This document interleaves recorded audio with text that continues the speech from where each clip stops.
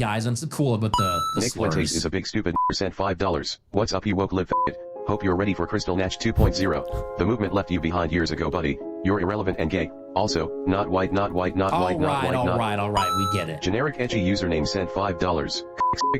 Okay, all right, guys. You know, let's just go ahead and end the stream here. By then, I'm going to call it a night. So, No. This has been Nick Fuentes with America First. Good night, everybody. Guys. One of my biggest pet peeves also, and you should always, this is like a huge heuristic in terms of whether or not somebody is like full of shit or you should take their opinion seriously on anything, is whenever somebody like reads a thing or states a position from somebody that seems like clearly and obviously bad, like almost like begging the question levels of bad, like, oh, today, you know, like the government of ABC said that they were going to be chopping off the dicks of every single person that says too many vowels in the day. Like, wow. And like their next thing is like, why would you ever do that? This is fucking crazy. Either like, if they haven't even begun to make an effort to figure out like, well, why are they doing that? They're not to be taken seriously because they're either misstating the policy or sometimes, believe it or not, surprisingly, there can be some things that appear outwardly to be like kind of bad or stupid. But then when you hear the rationalization for it, you're like, oh, okay, I guess this makes sense. Obviously Adolf Hitler on Instagram Reels, and it had 200,000 likes. And I was thinking to myself, that's a lot. Why is that your Instagram recommendations? I always joke about this, about how wars get announced on my days off. I took a day off yesterday and a war got announced. How does this keep happening? Knowing that, let's see what ASMONGOLD's reactions to the bombings in Venezuela are. Now, do I totally agree with the regime change? I don't know really if I do or not. I mean, I don't have a strong opinion on it one way or another, to be honest with you. Like, I'm not totally against it, though.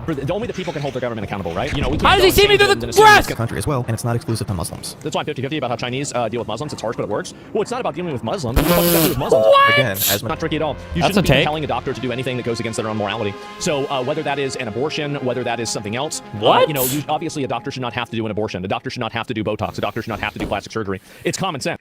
I'm sorry. Don't doctors have specialties? I don't think they just pull in a doctor to do fucking anything for anything. Like, oh God, our cardiologist is out of the hospital today. Can we get our general medicine guy, or our general practice doctor to come in here and do the fucking heart surgery? There are a lot of orbiters and stuff, or former Destiny orbiters and stuff, that have just like completely latched off the teat and are actively fighting him now. I see that every now and then on my timeline. What's it? There's like an account. Why is his timeline Destiny slop? How much is he engaged? I don't even tweet that much. I don't even know people tweet about this stuff that much. He has to be like fucking deep in the anti-fan shit for this to even be popping up. What the fuck? Are you okay, little bro? That just will constantly post these like I don't even get this shit on my timeline. I have to have people link me shit. Debates, and it keeps showing up on my Twitter timeline. That's such an insane self-report. What the fuck?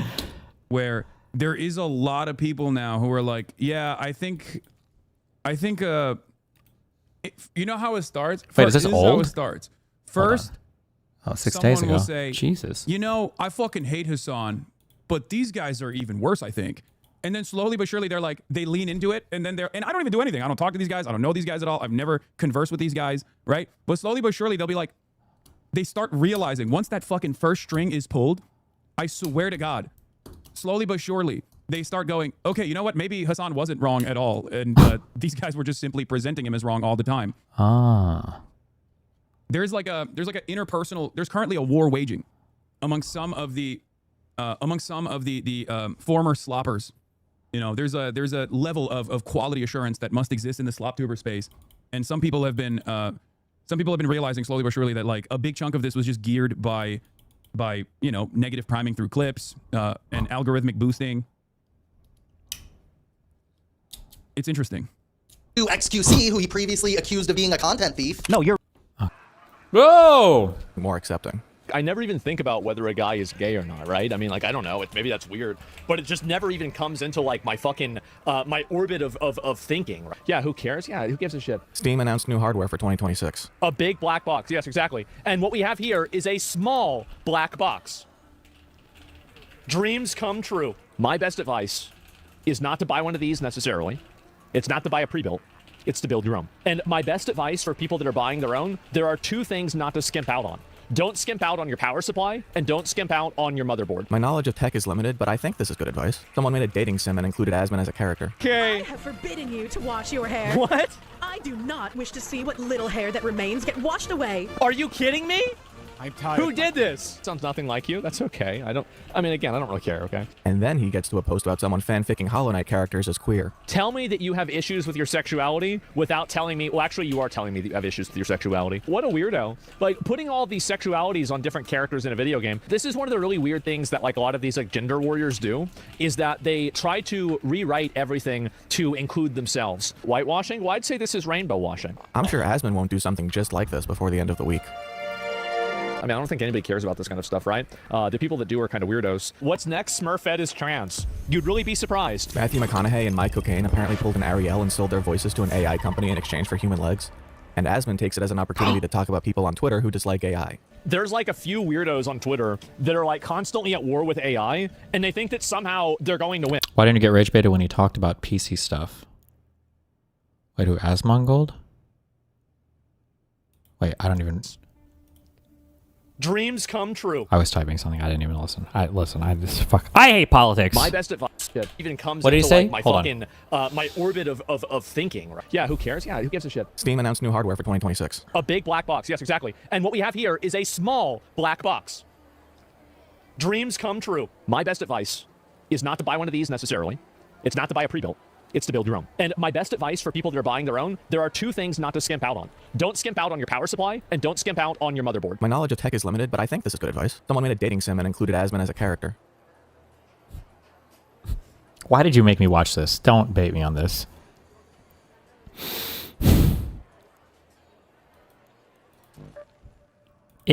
The first thing was retarded, and the second thing was also retarded, but you might not think it's retarded because you're overanalyzing it. When you said don't skip out on your motherboard, just have if any major motherboard. Most people, in my experience, well, I'm an unk when it comes to computer shit, so maybe it's changed a lot. But back in the day, most people dramatically overspent on the motherboard. Like, they would always have these X chipsets or whatever else, and you could just get like the H or the B chipset, and it's fucking fine, okay? Nobody was running SLI, Crossfire, like fucking stupid shit like this. People are talking about like, I gotta make sure I got the best Japanese caps for my I don't know if I have enough VRMs. And it's like, what do you, bro? Stop, okay? You don't need this shit. You're fine. Get a B whatever chipset. Get a fucking small form factor case. You're good, okay? The cheapest fucking motherboard you want, and you're probably gonna be fine. Number one. Number two, when he says don't skimp on your power supply, there might be an intelligent reading of that where he's saying make sure that you're buying power supplies from reputable brands, or he's just saying make sure that you get like the platinum efficiency or fucking highest wattage power supply. Don't do that. Higher wattage power supplies have optimal efficiency curves, and if you have one that's too big, you're not even in the good efficiency range. Number one. Number two, most major manufacturer PSUs are probably going to be fucking fine. I don't know how much jitter or unreliable voltage on your 12-volt rails, whatever the fuck exists in like any major PSU manufacturer. You're probably fucking fine. Probably. But like if you want, you can always look up like which Corsair brands or not brands, which Corsair models are good or which Seasonic models are good, but like you're probably fine. The most important two things, though, which is stupid to even say because you notice, is your CPU and your GPU. Like, that's the most important thing.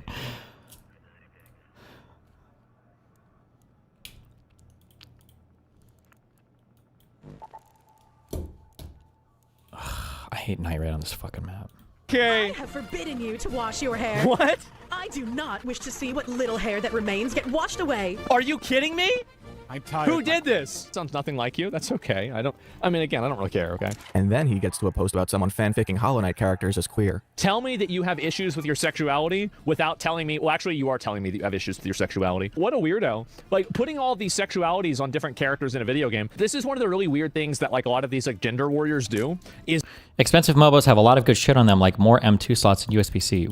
So? What a fucking retarded take. Oh, I've got 52 million M2 slots. Like, you want a hot take? Here's a hot take. I don't even know if this is true, but I'd put money on it. Over 50% of the people that buy motherboards with additional M2 slots probably don't even know they have to unscrew the heatsink to even see where it plugs in on the motherboard. They have no concept even of this. This is fuck off. If you need extra features from your motherboard, you will know you need extra features. If you don't, buy the cheapest motherfucker motherboard.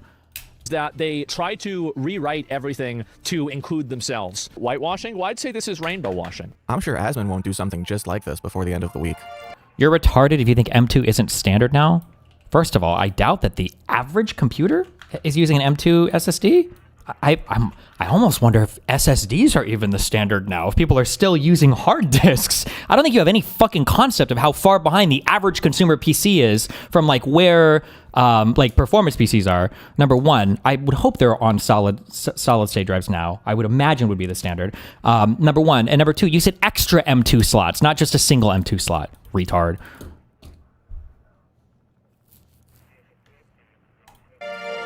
I mean, I don't think anybody cares about this kind of stuff, right? The people that do are kind of weirdos. What's next? Smurfette is trans. You'd really be surprised. Matthew McConaughey and My Cocaine apparently pulled an Ariel and sold their voices to an AI company in exchange for human legs. And Asmon Audio can be quite a big difference between motherboards, though. Even the no, shut the fuck up. Stop. it as an opportunity to talk about people on Twitter who dislike AI. There's like a few weirdos on Twitter that are like constantly at war with AI, and they think that somehow they're going to win. AI is inevitable. Here's how you know that there are only a few people that actually care. That's how you know. It's because you don't listen to what people say, you listen to what they do. I think this is an imperfect argument because it assumes people playing know it uses AI and that people who oppose AI have equally absolute opinions about it. Never, because people are retarded. They're going to say things they don't really believe. They're going to say the way that they think should be, the way they think things should be, rather than the way they are. AI is a massively positive and massively popular thing, and don't let a handful of furries on social media convince you. What are the Steam average hardware insights?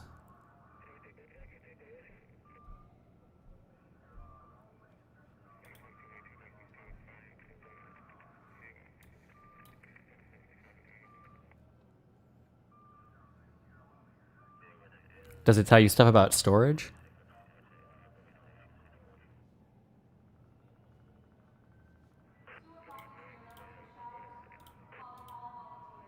I don't know, so I can go look that shit up.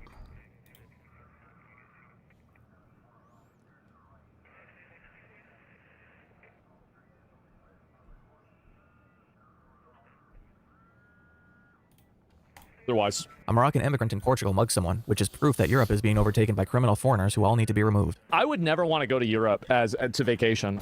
Europe. And the reason why is that the police don't protect you. The murder. Is there a difference in the sound quality of the device outputs for most computers and phones if you ran it through a good speaker? Your motherboard is not gonna matter much here in terms of any other thing. There's two parts for like, well, there's different parts for producing sound, but you have your DAC, which it converts the digital zeros and ones to an analog signal. And then you have the actual like speaker components and amplifier and everything else, which is going to be in your headphones or whatever else. But like for 95% of people, a fucking USB anything is going to be fully sufficient for any of this. You don't have to worry about any of this bullshit. But imagine buying an external sound card like you're a fucking audiophile in 2025. Stop. When 95% of people are using fucking AirPods and fucking Google Buds and shit, or some high percent. Come on, stop. And the reason why is that the police don't protect you. The murder rates in every European country are drastically lower than in the United States, and overall crime has trended downward the last 2 decades. So yeah, that's Africa, brother. I mean, like, well... And ASMONGOLD misses someone doing a racism. What was it? Morocco. Morocco is like, yeah, that's in Africa. It's at the top of Africa. Yeah, that's in Europe, bro. Like, what do you mean? Poland I would go to, okay? He watches a video about... Wait, what? What the fuck is he talking about? And the reason why is that the police don't protect you. The murder rates in every European country are drastically lower than in the United States, and overall crime has trended downward the last 2 decades. So yeah, that's Africa, brother. I mean, like, well... And ASMONGOLD misses someone doing a racism. What was it? Morocco. Morocco is like, yeah, that's in Africa. It's at the top of Africa. Yeah, that's in Europe, bro. Like, what do you mean? Poland I would go to, okay? He watches a video about China making robots. I mean, we are obviously going to make robot slaves that do our activities at home for us. And I think that's a good thing, by the way. This is a great thing. Now, instead of, because we won't have to bring back slavery. A lot of people have been talking. There's been a lot of excitement about bringing back slavery. Who said that? It seems like we won't have to because we're going to have robots instead. And I don't know what we're going to do with all those people. Maybe we'll just have we're just going to kill them. And a clip of people making Lord of the Rings jokes about racial crime statistics. Orcs only make up 13%. No. Hey, I didn't say it, okay? The other day where it was... If you think he has intelligence, is this mainly just due to him spending too much time on X? Yeah, people don't realize. I made this when that guy used to help me, or not help me, when I used to help the guy do the little class presentations for the college or whatever that he'd bring me in to do the Zoom things on for a couple of years. You could ask me about like media consumption. And one of the things I always point out to people is if you are passively getting fed something for media, you're not doing any work in terms of informing yourself. So if you're sitting in front of a feed that is giving you stuff that it thinks you want to see, you're doing something different than like news analysis or news media consumption. When ASMONGOLD is just scrolling X, it's showing you what you like. That's what it's doing. It's not good. It's not a good way to consume the news.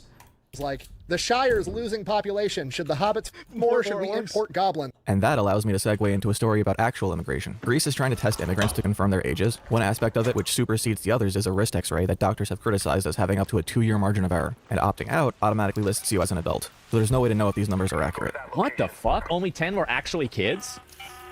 Ugh. So that means they're going to end up being sent to a high school with kids and they're an adult? Only if they're going to star in a CW show. It's always like that? Yeah, that's why you can't let them in.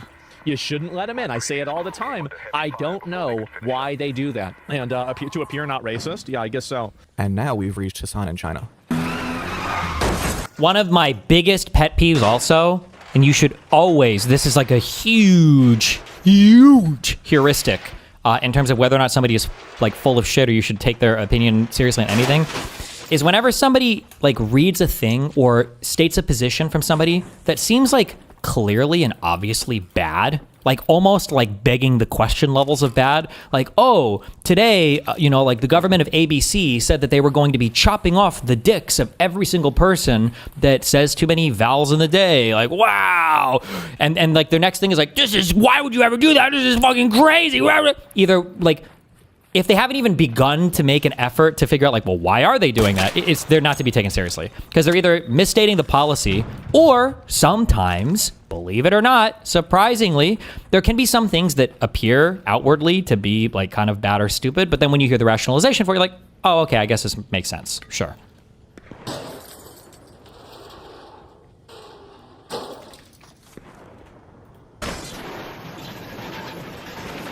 Police Story is such a good movie, you guys. Lonerbox gives the consensus opinion here. How moronic do you have to be to go to China, a country that you're clearly planning on doing propaganda for, to get your narrative contradicted on fucking day one, where someone else come up? Really bad. That's what happens. You really can never bad. Be wrong. And when you can never be... I just can't believe how humiliating. I can't imagine. This is like a worse than a pirate software moment. For Hassan to go to China and day one get media censorship, like some of the things that Hassan says on stream are just so also beyond shameless. Like when he's like, guys, censorship, guys, come on, it's just social media. That's like the biggest thing you...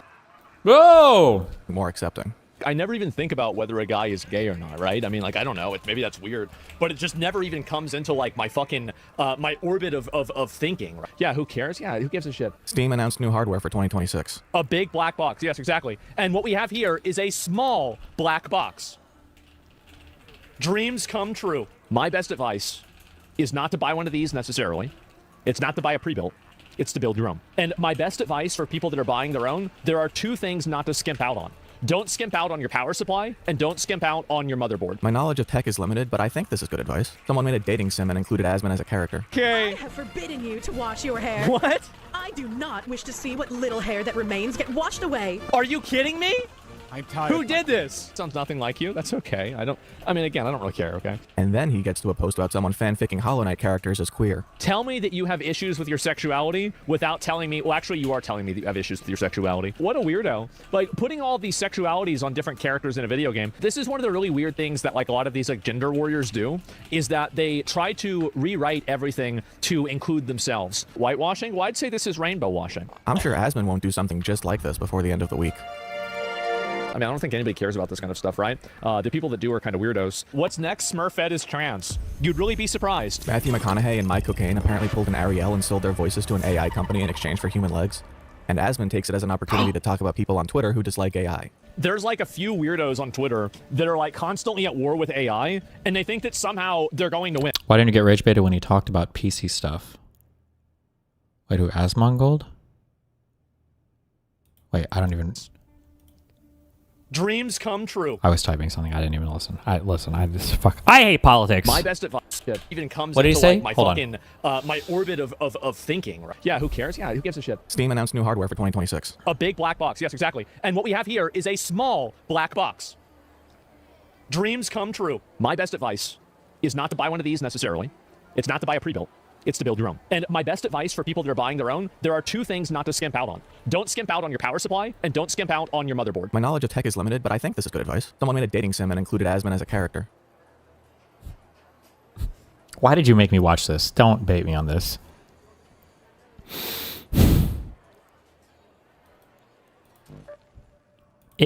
The first thing was retarded, and the second thing was also retarded, but you might not think it's retarded because you're overanalyzing it. When you said don't skip out on your motherboard, just have any major motherboard. Most people, in my experience, well, I'm an unk when it comes to computer shit, so maybe it's changed a lot. But back in the day, most people dramatically overspent on the motherboard. Like, they would always have these X chipsets or whatever else, and you could just get like the H or the B chipset, and it's fucking fine, okay? Nobody was running SLI, Crossfire, like fucking stupid shit like this. People are talking about like, I gotta make sure I got the best Japanese caps for my I don't know if I have enough VRMs. And it's like, what do you, bro? Stop, okay? You don't need this shit. You're fine. Get a B whatever chipset. Get a fucking small form factor case. You're good, okay? The cheapest fucking motherboard you want, and you're probably gonna be fine. Number one. Number two, when he says don't skimp on your power supply, there might be an intelligent reading of that, where he's saying make sure that you're buying power supplies from reputable brands, or he's just saying make sure that you get like the platinum efficiency or fucking highest wattage power supply. Don't do that. Higher wattage power supplies have optimal efficiency curves, and if you have one that's too big, you're not even in the good efficiency range. Number one. Number two, most major manufacturer PSUs are probably going to be fucking fine. I don't know how much jitter or unreliable voltage on your 12-volt rails, whatever the fuck exists in like any major PSU manufacturer. You're probably fucking fine. Probably. But like if you want, you can always look up like which Corsair brands or not brands, which Corsair models are good, or which Seasonic models are good, but like you're probably fine. The most important two things, though, which is stupid to even say, because you notice, is your CPU and your GPU. Like, that's the most important thing.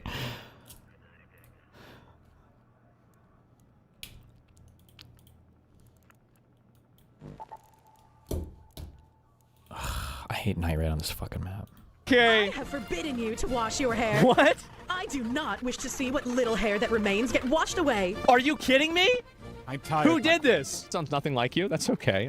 I mean, again, I don't really care, okay? And then he gets to a post about someone fanficking Hollow Knight characters as queer. Tell me that you have issues with your sexuality without telling me, well, actually, you are telling me that you have issues with your sexuality. What a weirdo. Like, putting all these sexualities on different characters in a video game, this is one of the really weird things that, like, a lot of these, like, gender warriors do, is... Expensive MOBAs have a lot of good shit on them, like more M2 slots and USB-C. So? What a fucking retarded take. Oh, I've got 52 million M2 slots. Like, you want a hot take? Here's a hot take. I don't even know if this is true, but I'd put money on it. Over 50% of the people that buy motherboards with additional M2 slots probably don't even know they have to unscrew the heatsink to even see where it plugs in on the motherboard. They have no concept even of this. It's fuck off. If you need extra features from your motherboard, you will know you need extra features. If you don't, buy the cheapest motherfucker motherboard. That they try to rewrite everything to include themselves. Whitewashing? Well, I'd say this is rainbow washing. I'm sure Asmon won't do something just like this before the end of the week. You're retarded if you think M2 isn't standard now. First of all, I doubt that the average computer is using an M2 SSD. I almost wonder if SSDs are even the standard now, if people are still using hard disks. I don't think you have any fucking concept of how far behind the average consumer PC is from like where like performance PCs are. Number one, I would hope they're on solid state drives now. I would imagine would be the standard. Number one. And number two, you said extra M2 slots, not just a single M2 slot. Retard.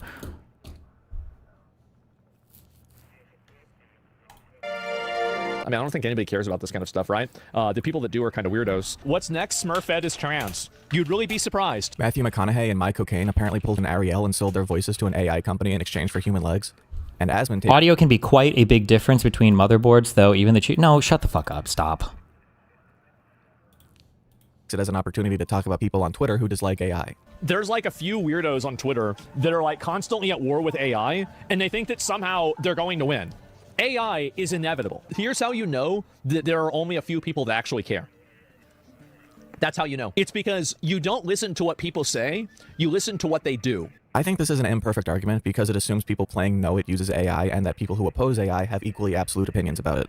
Never, because people are retarded. They're going to say things they don't really believe. They're going to say the way that they think should be, the way they think things should be, rather than the way they are. AI is a massively positive and massively popular thing, and don't let a handful of furries on social media convince you. What are the Steam average hardware insights?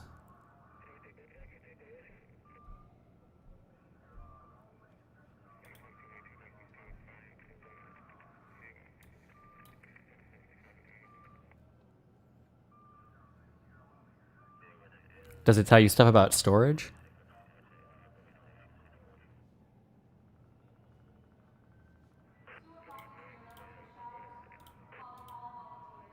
I don't know, so I can go look that shit up.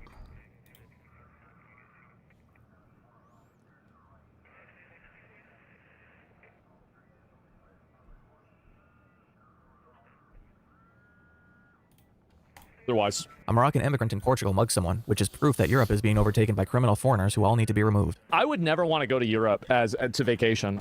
Europe. And the reason why is that the police don't protect you. The murder. Is there a difference in the sound quality of the device outputs for most computers and phones if you ran it through a good speaker?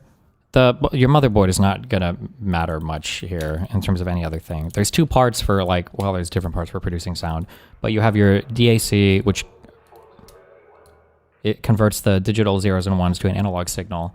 And then you have the actual speaker components and amplifier and everything else, which is going to be in your headphones or whatever else. But for 95% of people, a fucking USB anything is going to... Whoa! More accepting. I never even think about whether a guy is gay or not, right? I mean, I don't know. Maybe that's weird. But it just never even comes into, my fucking, my orbit of thinking. Right? Yeah, who cares? Yeah, who gives a shit? Steam announced new hardware for 2026. A big black box. Yes, exactly. And what we have here is a small black box. Dreams come true. My best advice is not to buy one of these necessarily. It's not to buy a pre-built. It's to build your own. And my best advice for people that are buying their own, there are two things not to skimp out on. Don't skimp out on your power supply, and don't skimp out on your motherboard. My knowledge of tech is limited, but I think this is good advice. Someone made a dating sim and included Asmon as a character. I have forbidden you to wash your hair. What? I do not wish to see what little hair that remains get washed away. Are you kidding me? I'm tired. Who did this? Sounds nothing like you. That's okay. I mean, again, I don't really care, okay? And then he gets to a post about someone fanficking Hollow Knight characters as queer. Tell me that you have issues with your sexuality without telling me... Well, actually, you are telling me that you have issues with your sexuality. What a weirdo. Putting all these sexualities on different characters in a video game, this is one of the really weird things that, a lot of these, gender warriors do, is that they try to rewrite everything to include themselves. Whitewashing? Well, I'd say this is rainbow washing. I'm sure Asmon won't do something just like this before the end of the week. I mean, I don't think anybody cares about this kind of stuff, right? The people that do are kind of weirdos. What's next? Smurfette is trans. You'd really be surprised. Matthew McConaughey and Mike Cocaine apparently pulled an Ariel and sold their voices to an AI company in exchange for human legs. And Asmon takes it as an opportunity to talk about people on Twitter who dislike AI. There's a few weirdos on Twitter that are constantly at war with AI, and they think that somehow they're going to win. Why didn't you get rage baited when he talked about PC stuff? Wait, who? ASMONGOLD? Wait, I don't even... Dreams come true. I was typing something. I didn't even listen. I hate politics. My best advice even comes what did into he say? my Hold fucking my orbit of thinking. Right? Yeah, who cares? Yeah, who gives a shit? Steam announced new hardware for 2026. A big black box. Yes, exactly. And what we have here is a small black box. Dreams come true. My best advice is not to buy one of these necessarily. It's not to buy a pre-built. It's to build your own. And my best advice for people that are buying their own, there are two things not to skimp out on. Don't skimp out on your power supply, and don't skimp out on your motherboard. My knowledge of tech is limited, but I think this is good advice. Someone made a dating sim and included Asmon as a character. Why did you make me watch this? Don't bait me on this.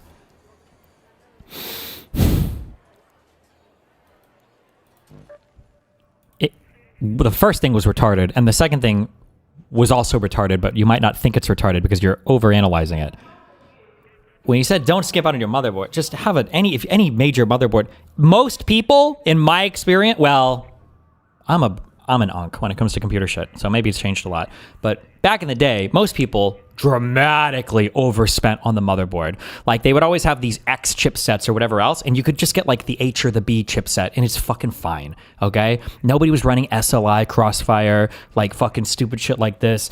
People are talking about, I gotta make sure I got the best Japanese caps for my I don't know if I have enough VRMs, and it's what do you, bro?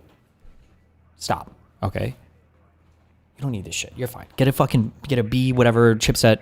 Get a fucking small form factor case. You're good, okay? The cheapest fucking motherboard you want, and you're probably gonna be fine. Number one. Number two, when he says don't skimp on your power supply, there might be an intelligent reading of that where he's saying make sure that you're buying power supplies from reputable brands, or he's just saying make sure that you get like the platinum efficiency or fucking highest wattage power supply. Don't do that. Higher wattage power supplies have optimal efficiency curves, and if you have one that's too big, you're not even in the good efficiency range. Number one. Number two, most major manufacturer PSUs are probably going to be fucking fine. I don't know how much jitter or unreliable voltage on your 12-volt rails or whatever the fuck exists in like any major PSU manufacturer. You're probably fucking fine. Probably. But like if you want, you can always look up like which Corsair brands or not brands, which Corsair models are good or which Seasonic models are good, but like you're probably fine. The most important two things, though, which is stupid to even say because you notice, is your CPU and your GPU. Like, that's the most important thing.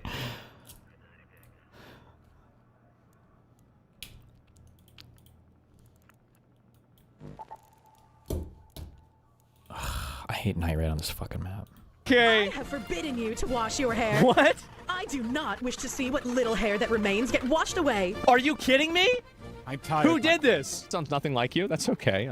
I mean, again, I don't really care, okay? And then he gets to a post about someone fanficking Hollow Knight characters as queer. Tell me that you have issues with your sexuality without telling me. Well, actually, you are telling me that you have issues with your sexuality. What a weirdo. Like, putting all these sexualities on different characters in a video game. This is one of the really weird things that, like, a lot of these, like, gender warriors do is... Expensive MOBAs have a lot of good shit on them, like more M2 slots and USB-C. So? What a fucking retarded take. Oh, I've got 52 million M2 slots. Like, you want a hot take? Here's a hot take. I don't even know if this is true, but I'd put money on it. Over 50% of the people that buy motherboards with additional M2 slots probably don't even know they have to unscrew the heatsink to even see where it plugs into the motherboard. They have no concept even of this. This is fuck off. If you need extra features from your motherboard, you will know you need extra features. If you don't, buy the cheapest motherfucker motherboard. That they try to rewrite everything to include themselves. Whitewashing? Well, I'd say this is rainbow washing. I'm sure Asmon won't do something just like this before the end of the week. You're retarded if you think M2 isn't standard now. First of all, I doubt that the average computer is using an M2 SSD. I almost wonder if SSDs are even the standard now, if people are still using hard disks. I don't think you have any fucking concept of how far behind the average consumer PC is from like where like performance PCs are. Number one, I would hope they're on solid state drives now. I would imagine would be the standard. Number one. And number two, you said extra M2 slots, not just a single M2 slot. Retard.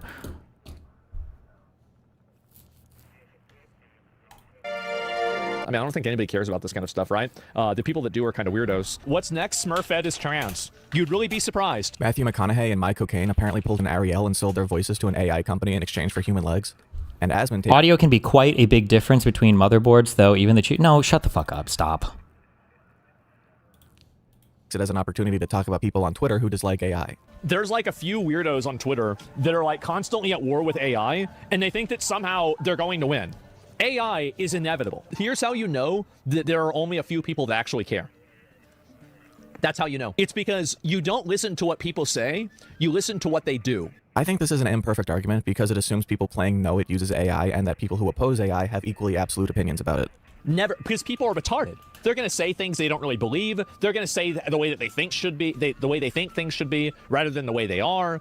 AI is a massively positive and massively popular thing, and don't let a handful of furries on social media convince you.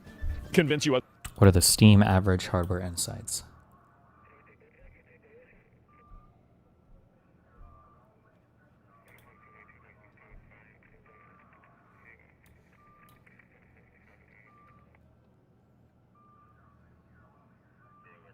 Does it tell you stuff about storage?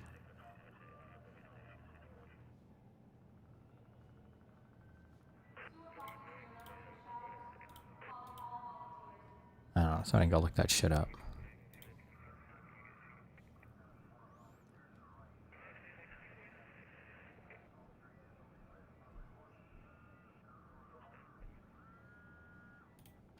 Otherwise, a Moroccan immigrant in Portugal mugged someone, which is proof that Europe is being overtaken by criminal foreigners who all need to be removed. I would never want to go to Europe to vacation.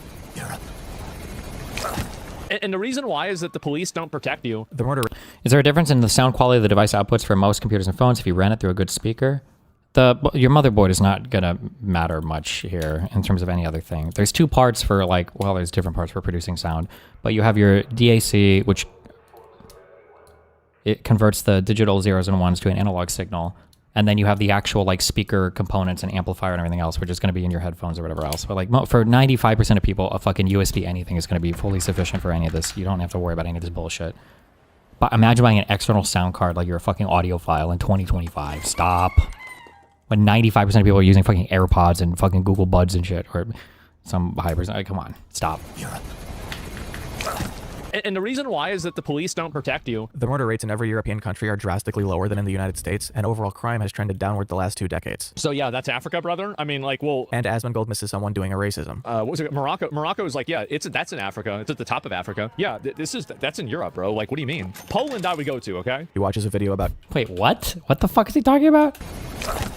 And the reason why is that the police don't protect you. The murder rates in every European country are drastically lower than in the United States, and overall crime has trended downward the last 2 decades. So yeah, that's Africa, brother. I mean, like, well... And ASMONGOld misses someone doing a racism. What was it? Morocco? Morocco is like, yeah, that's in Africa. It's at the top of Africa. Yeah, that's in Europe, bro. Like, what do you mean? Poland I would go to, okay? He watches a video about China making robots. I mean, we are obviously going to make robot slaves that do our activities at home for us. And I think that's a good thing, by the way. This is a great thing. Now, instead of, because we won't have to bring back slavery. A lot of people have been talking. There's been a lot of excitement about bringing back slavery. Who said that? It seems like we won't have to because we're going to have robots instead. And I don't know what we're going to do with all those people. Maybe we'll just have that. We're just going to kill them. And a clip of people making Lord of the Rings jokes about racial crime statistics. Orcs only make up 13%. No. Hey, I didn't say it, okay? Meme the other day where it was If you think he has intelligence, it's this mainly just due to him spending too much time on X. Yeah, people don't realize. I made this when that guy used to help me, or not help me, when I used to help the guy do the little class presentations for the college or whatever that he'd bring me in to do the Zoom things on for a couple years. You could ask me about like media consumption. And one of the things I always point out to people is if you are passively getting fed something for media, you're not doing any work in terms of informing yourself. So if you're sitting in front of a feed that is giving you stuff that it thinks you want to see, you're doing something different than like news analysis or news media consumption. When ASMONGOLD is just scrolling X, it's showing you what you like. That's what it's doing. It's not good. It's not a good way to consume the news.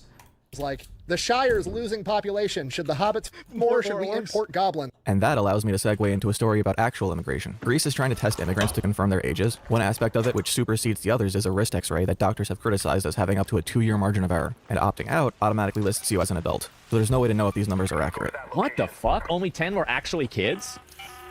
Ugh.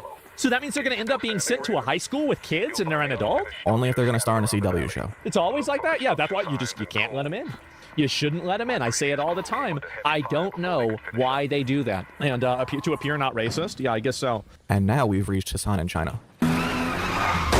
One of my biggest pet peeves also, and you should always, this is like a huge heuristic in terms of whether or not somebody is like full of shit or you should take their opinion seriously on anything, is whenever somebody like reads a thing or states a position from somebody that seems like clearly and obviously bad, like almost like begging the question levels of bad, like, oh, today, like the government of ABC said that they were going to be chopping off the dicks of every single person that says too many vowels in the day, like, wow. And like their next thing is like, why would you ever do that? This is fucking crazy. Either like, if they haven't even begun to make an effort to figure out like, well, why are they doing that? They're not to be taken seriously because they're either misstating the policy or sometimes, believe it or not, surprisingly, there can be some things that appear outwardly to be like kind of bad or stupid. But then when you hear the rationalization for it, you're like, oh, okay, I guess this makes sense. Sure.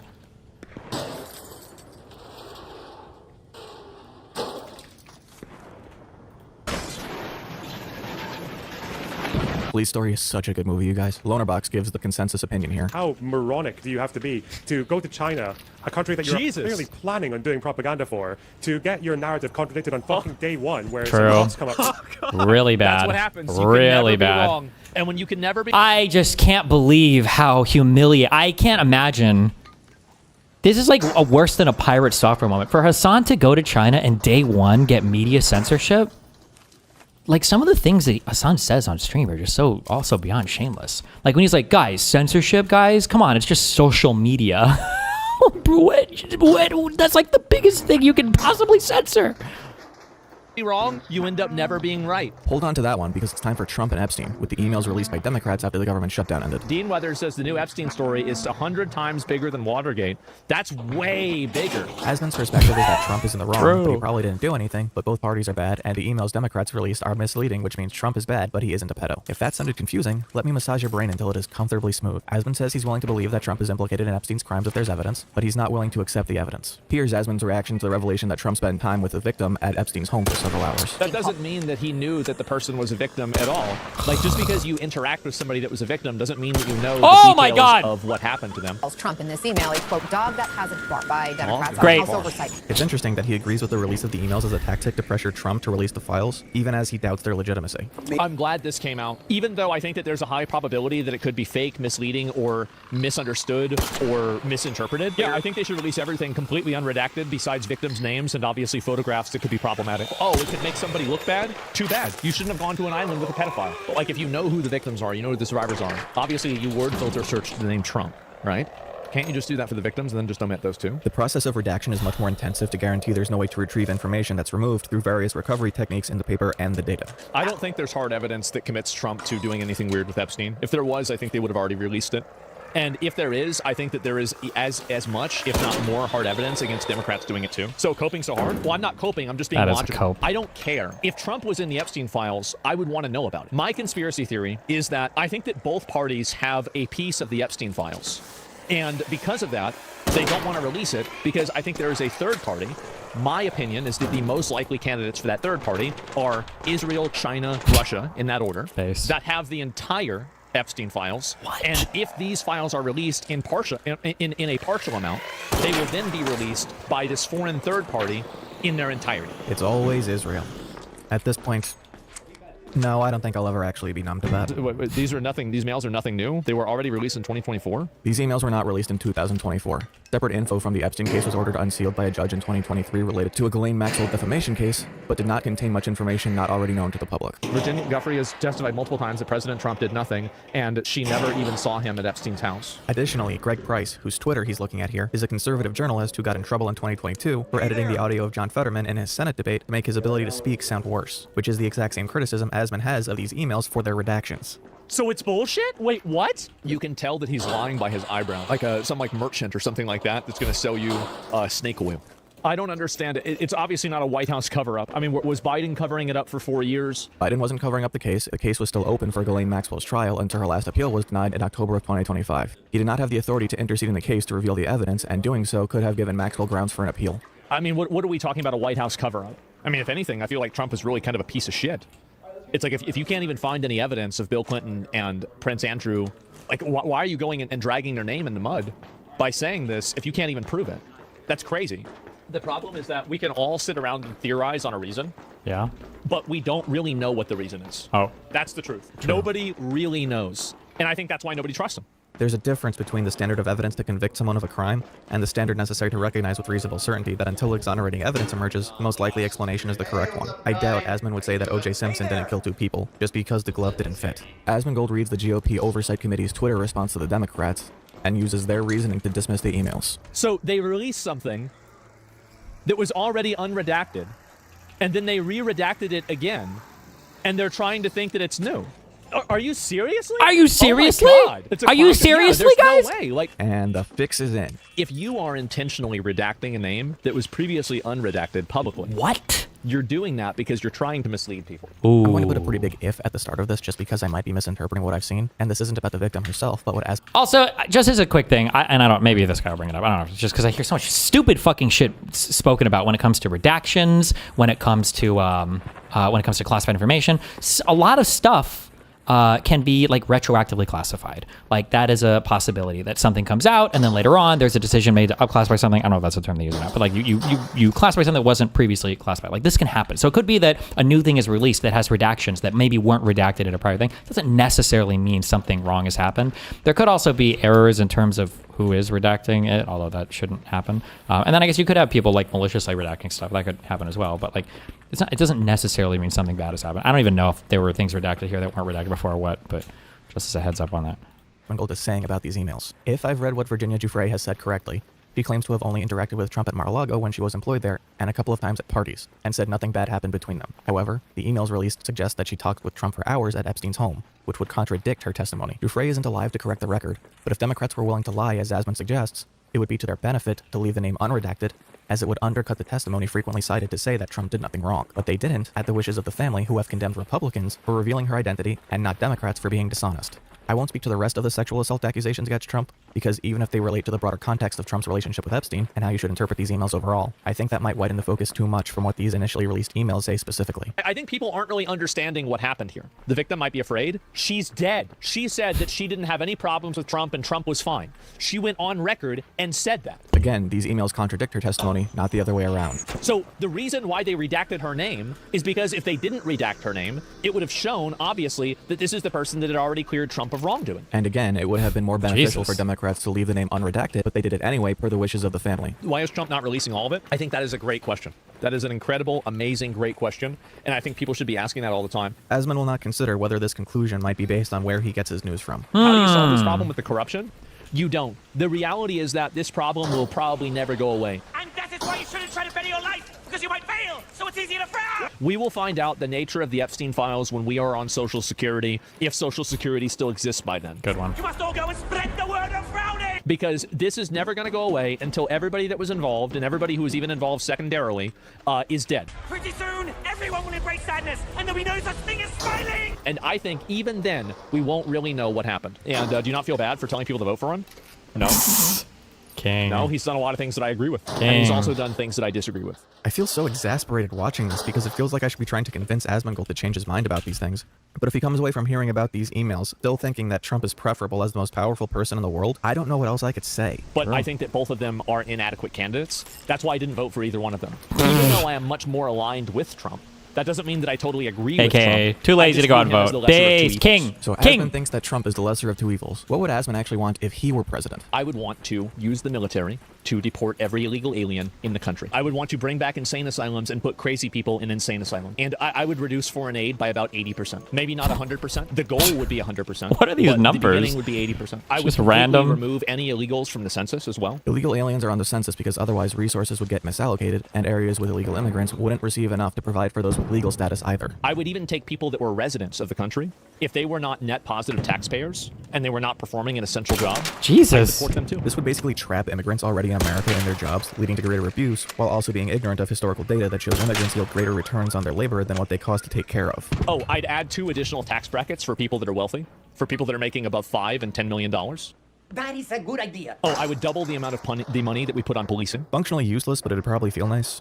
The issues with policing aren't directly correlated to funding. They're related to excessive force, corruption, and overall relationship with the population they are entrusted with. I don't know about that one, Chief. Instant mandatory prison time. Even if you stole a paintbrush. I don't want to live in a world where people steal. I don't want to live in a world where there's violence. I think I'd have to look this up again. Somebody can fact check me on the subreddit.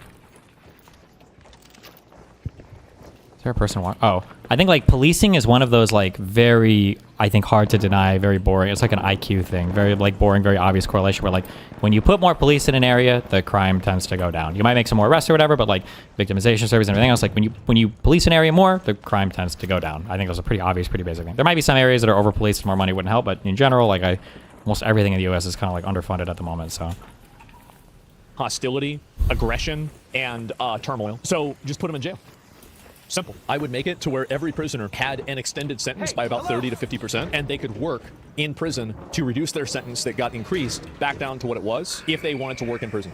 And I would do mandatory prison labor, and I would punish the people that wouldn't do it. This is a violation of the 8th Amendment for cruel and unusual punishment, the 13th Amendment because it's not punishment for the crime they're in prison for, the 14th Amendment because it's a violation of due process, probably the 5th Amendment for double jeopardy, the 9th Amendment just because it's fun, and the 10th Amendment because this isn't a power specifically given by the Constitution to the president, unless in this hypothetical he managed to get this through Congress. Would you be president? Would you be authoritarian? I mean, I think people would say that I was, but I would actually be the most pro-freedom president ever. Wouldn't reducing the root problems that result in people stealing prevent people from stealing instead of just adding more people to the prison industrial complex, which is designed to make them repeat offenders?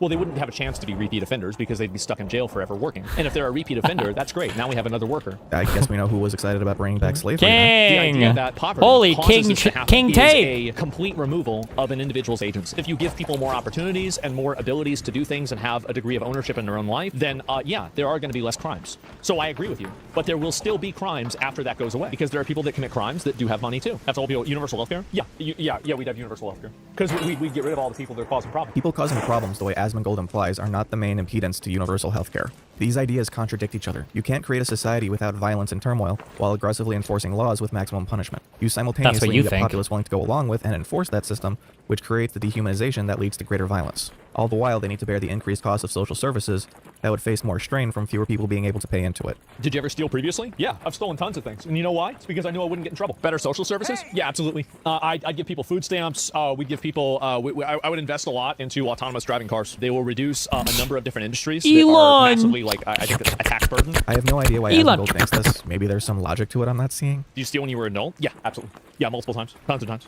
Wait, but then why? Wait, what was he? Social parasites. Citizens can be freeloaders. What was he stealing? There are going to be social parasites, and there are going to be useless eaters. Wait, what does he consider stealing? Does he mean like pirating, or? That's fine. We're always going to get some of those. That's the way it goes.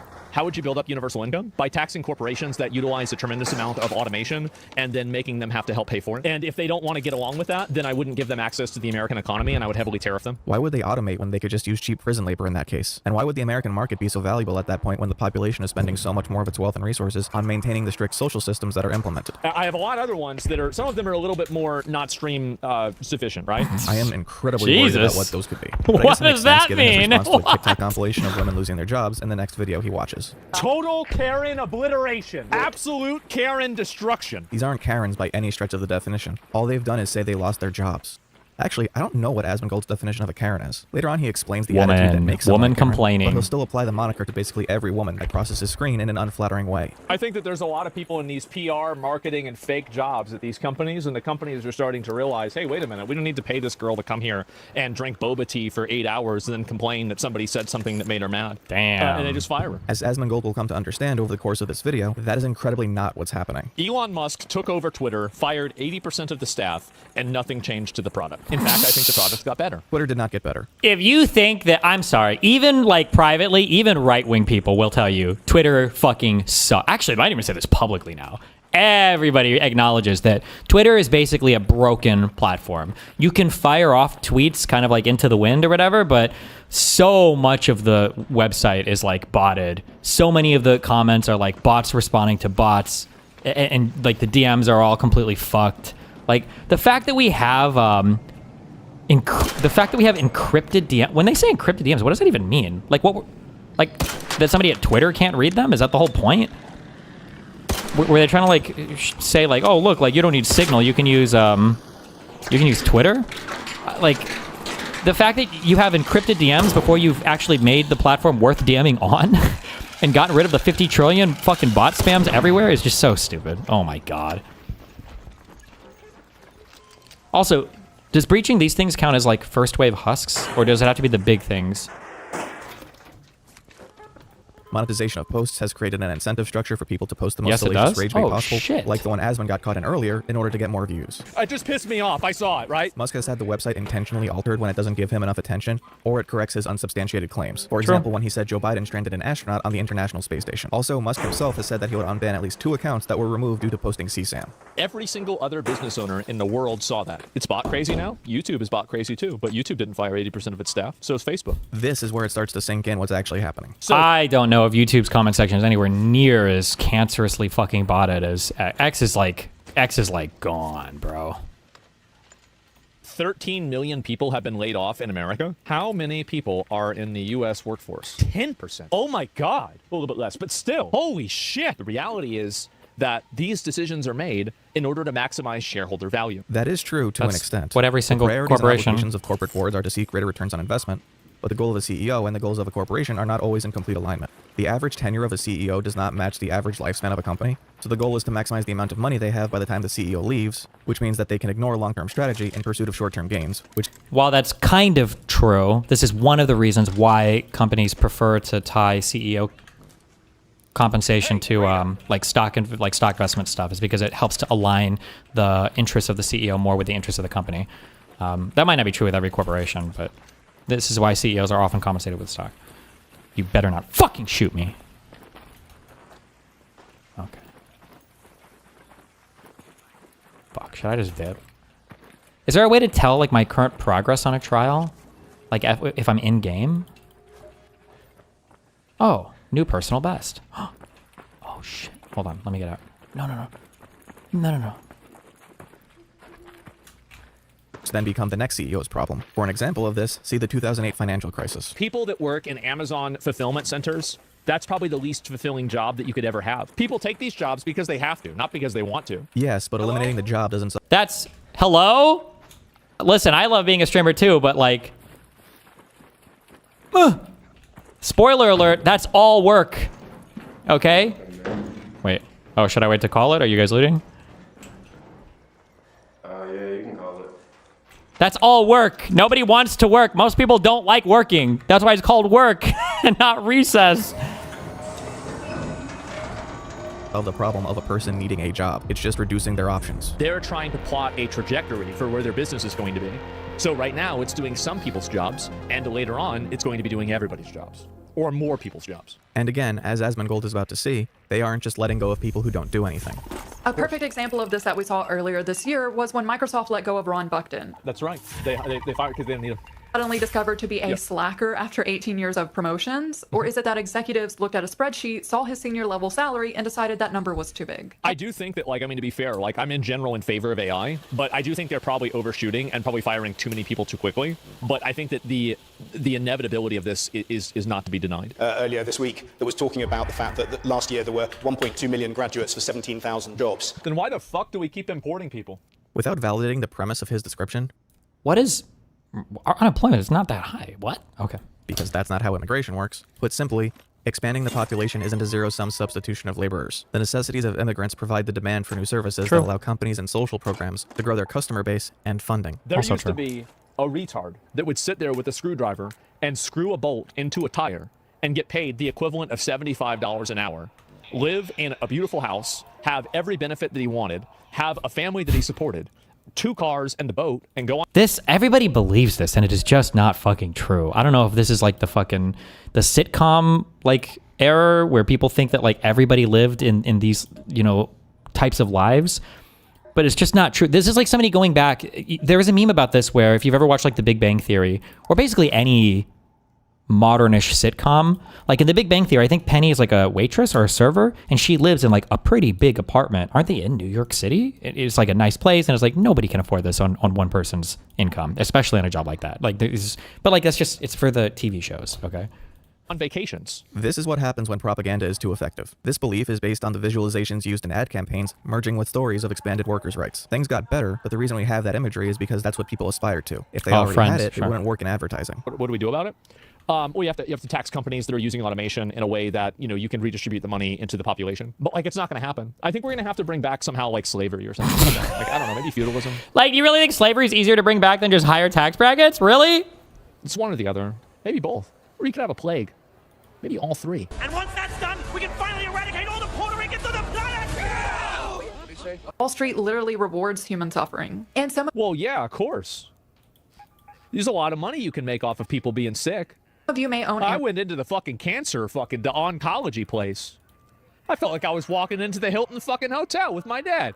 He got pancreatic cancer. And I walk in there, I say, oh, there ain't no way they're curing this shit. It's not like that as a show of wealth. It's because cancer treatment is awful and treatment centers try to make things as comfortable as possible for what minimal relief it can provide. She is right about everything, and it doesn't matter. Nobody knows how to think. Everybody is going to be turned into a battery, and that's just the way it's going to be. I'm not sure how to square Asmon believing in AI as something that's good for humanity, while also seeing it as something that will help facilitate the destruction of people's general happiness. I think that if things keep going the way that they do, we are going to have a eugenic effect of the lowest IQ people literally die because they can't take care of themselves. No way, ChatGPT will take care of them. Well, it will tell them, no, you don't want a soda today. You want to drink bleach. And they'll be like, really? Okay, all right. And as you can see from the smiling mask behind ASMONGOLD's head, the next video he watches is an anti-Semitic right-wing nutjob. And I don't mean that as an insult, I mean in his video about the Inquisition, he asserts anti-Semitic conspiracy theories. You can check out this guy's video if you want a full breakdown, telling us why the Crusades, which killed millions of innocent people, were good actually because at least it was in the name of defeating Muslims. Ridley Scott, the director of the film, I'm gonna die in this night raid, I'm gonna get triggered. You can see why he deliberately portray things this way.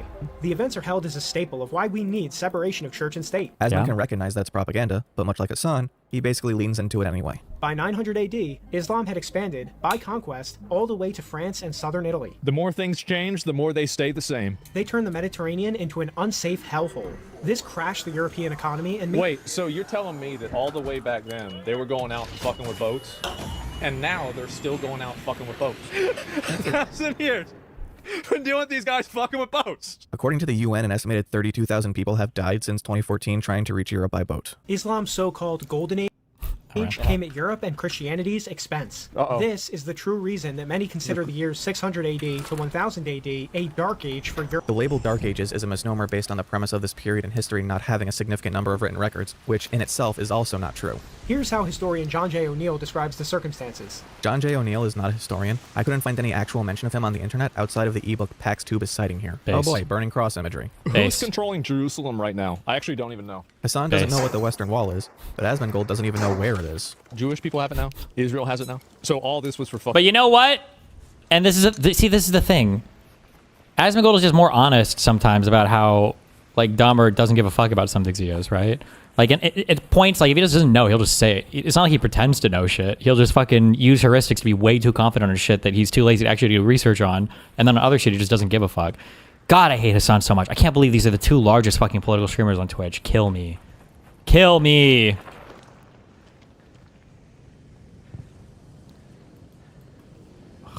Bro, get this shit out of here. Get that shit out of here. Nothing. I'm sorry, but like I cannot get over the irony of the Muslims and the Christians fucking fought and killed each other over Jerusalem for like 1,000 years, and now the Jews have it. Neither of us have it. It's the Jews that have it now. But I do think that it seems like the Crusades were not a universal, like one-dimensional moral evil. I think that seems to be the case. Okay. Nope, millions died. The threat to individual people on the ground does not justify the actions undertaken in the name of conquest and empire by kings and popes. Lastly, Asmon gets triggered by a video game review. Eurogamer is totally captured by identity politics and progressive values. True. And all these people are losing their jobs, and we're going to send them all back to McDonald's. All of these different media companies, they are all biased. None of them should be trusted. The only people you should trust are individual YouTube creators, and even them you should take with a massive grain of salt, even including me. I said there's never a book in cursive. I don't need to read that. True. But I never read books either. It was the same thing. The fact that kids today aren't forced to learn cursive, bro. They used to tell us that shit all the time. When you go to college, you think they're gonna let you print for your assignments? Absolutely not. Every single assignment is gonna be done in full cursive. I feel like I might have been like the last year generation of kids that learned that, or maybe one or two after me did, like years after me did. But Jesus. Talking earlier, where like people grind for games because they don't have anything else going on in real life. And actually, fuck. Wait, even my assignments in high school, I didn't have to fucking write in cursive, right? I don't think I did. I graduated in 2007. Wait, did you ever have to? I feel like I had to use cursive in grade school. I don't know if I ever had to use cursive in high school. What the fuck? Wait, when the fuck was this ever even required ever? That was just day one. Silver 2 to Silver 1, I was like, oh, fuck yeah, dude. I'm so sick. I'm killing it in real life. You feel like you're not wasting your time. Exactly. Like, there is no better feeling than to play video games all day and to go to bed and know you did something. And I felt that Guys, way where does the spider spawn on this map? For me is I turned like 27 because I was like, man, I've been doing this for like 10 years nonstop. And my friend just got married, and my other friend has a job, and I have I've got this new mount, you know, it's pretty cool. You said a quote years ago that really fucked me up. You're on Facebook, and you see all these middle-aged women posting about the Minions movie, taking their kids out to the movie theater, and then you realize those middle-aged women were your classmates in high school, bro. It's a real reality check. I had to lay down after that one. Yep. Yeah. And well, I think that also like a lot of these games, right? I mean, they do kind of like they're super cheerful, they're really happy, and so I think that they do have like a big appeal to people that are kind of like feeling empty or they don't really have something going for them in real life, and then so they play these games and it makes them feel better. Usually whenever I'm laying in bed, I'm just on my phone. Like video games to me, it's like, oh, that's work, right? Like, cause usually like what I do is I'll just read Twitter and then respond to people on Twitter. I'll be like, yeah, you're fat, and something like that, right? Well, that's a strong indicator for how today's gonna go. Guys, trans in bathrooms. And fat people. ATSTs.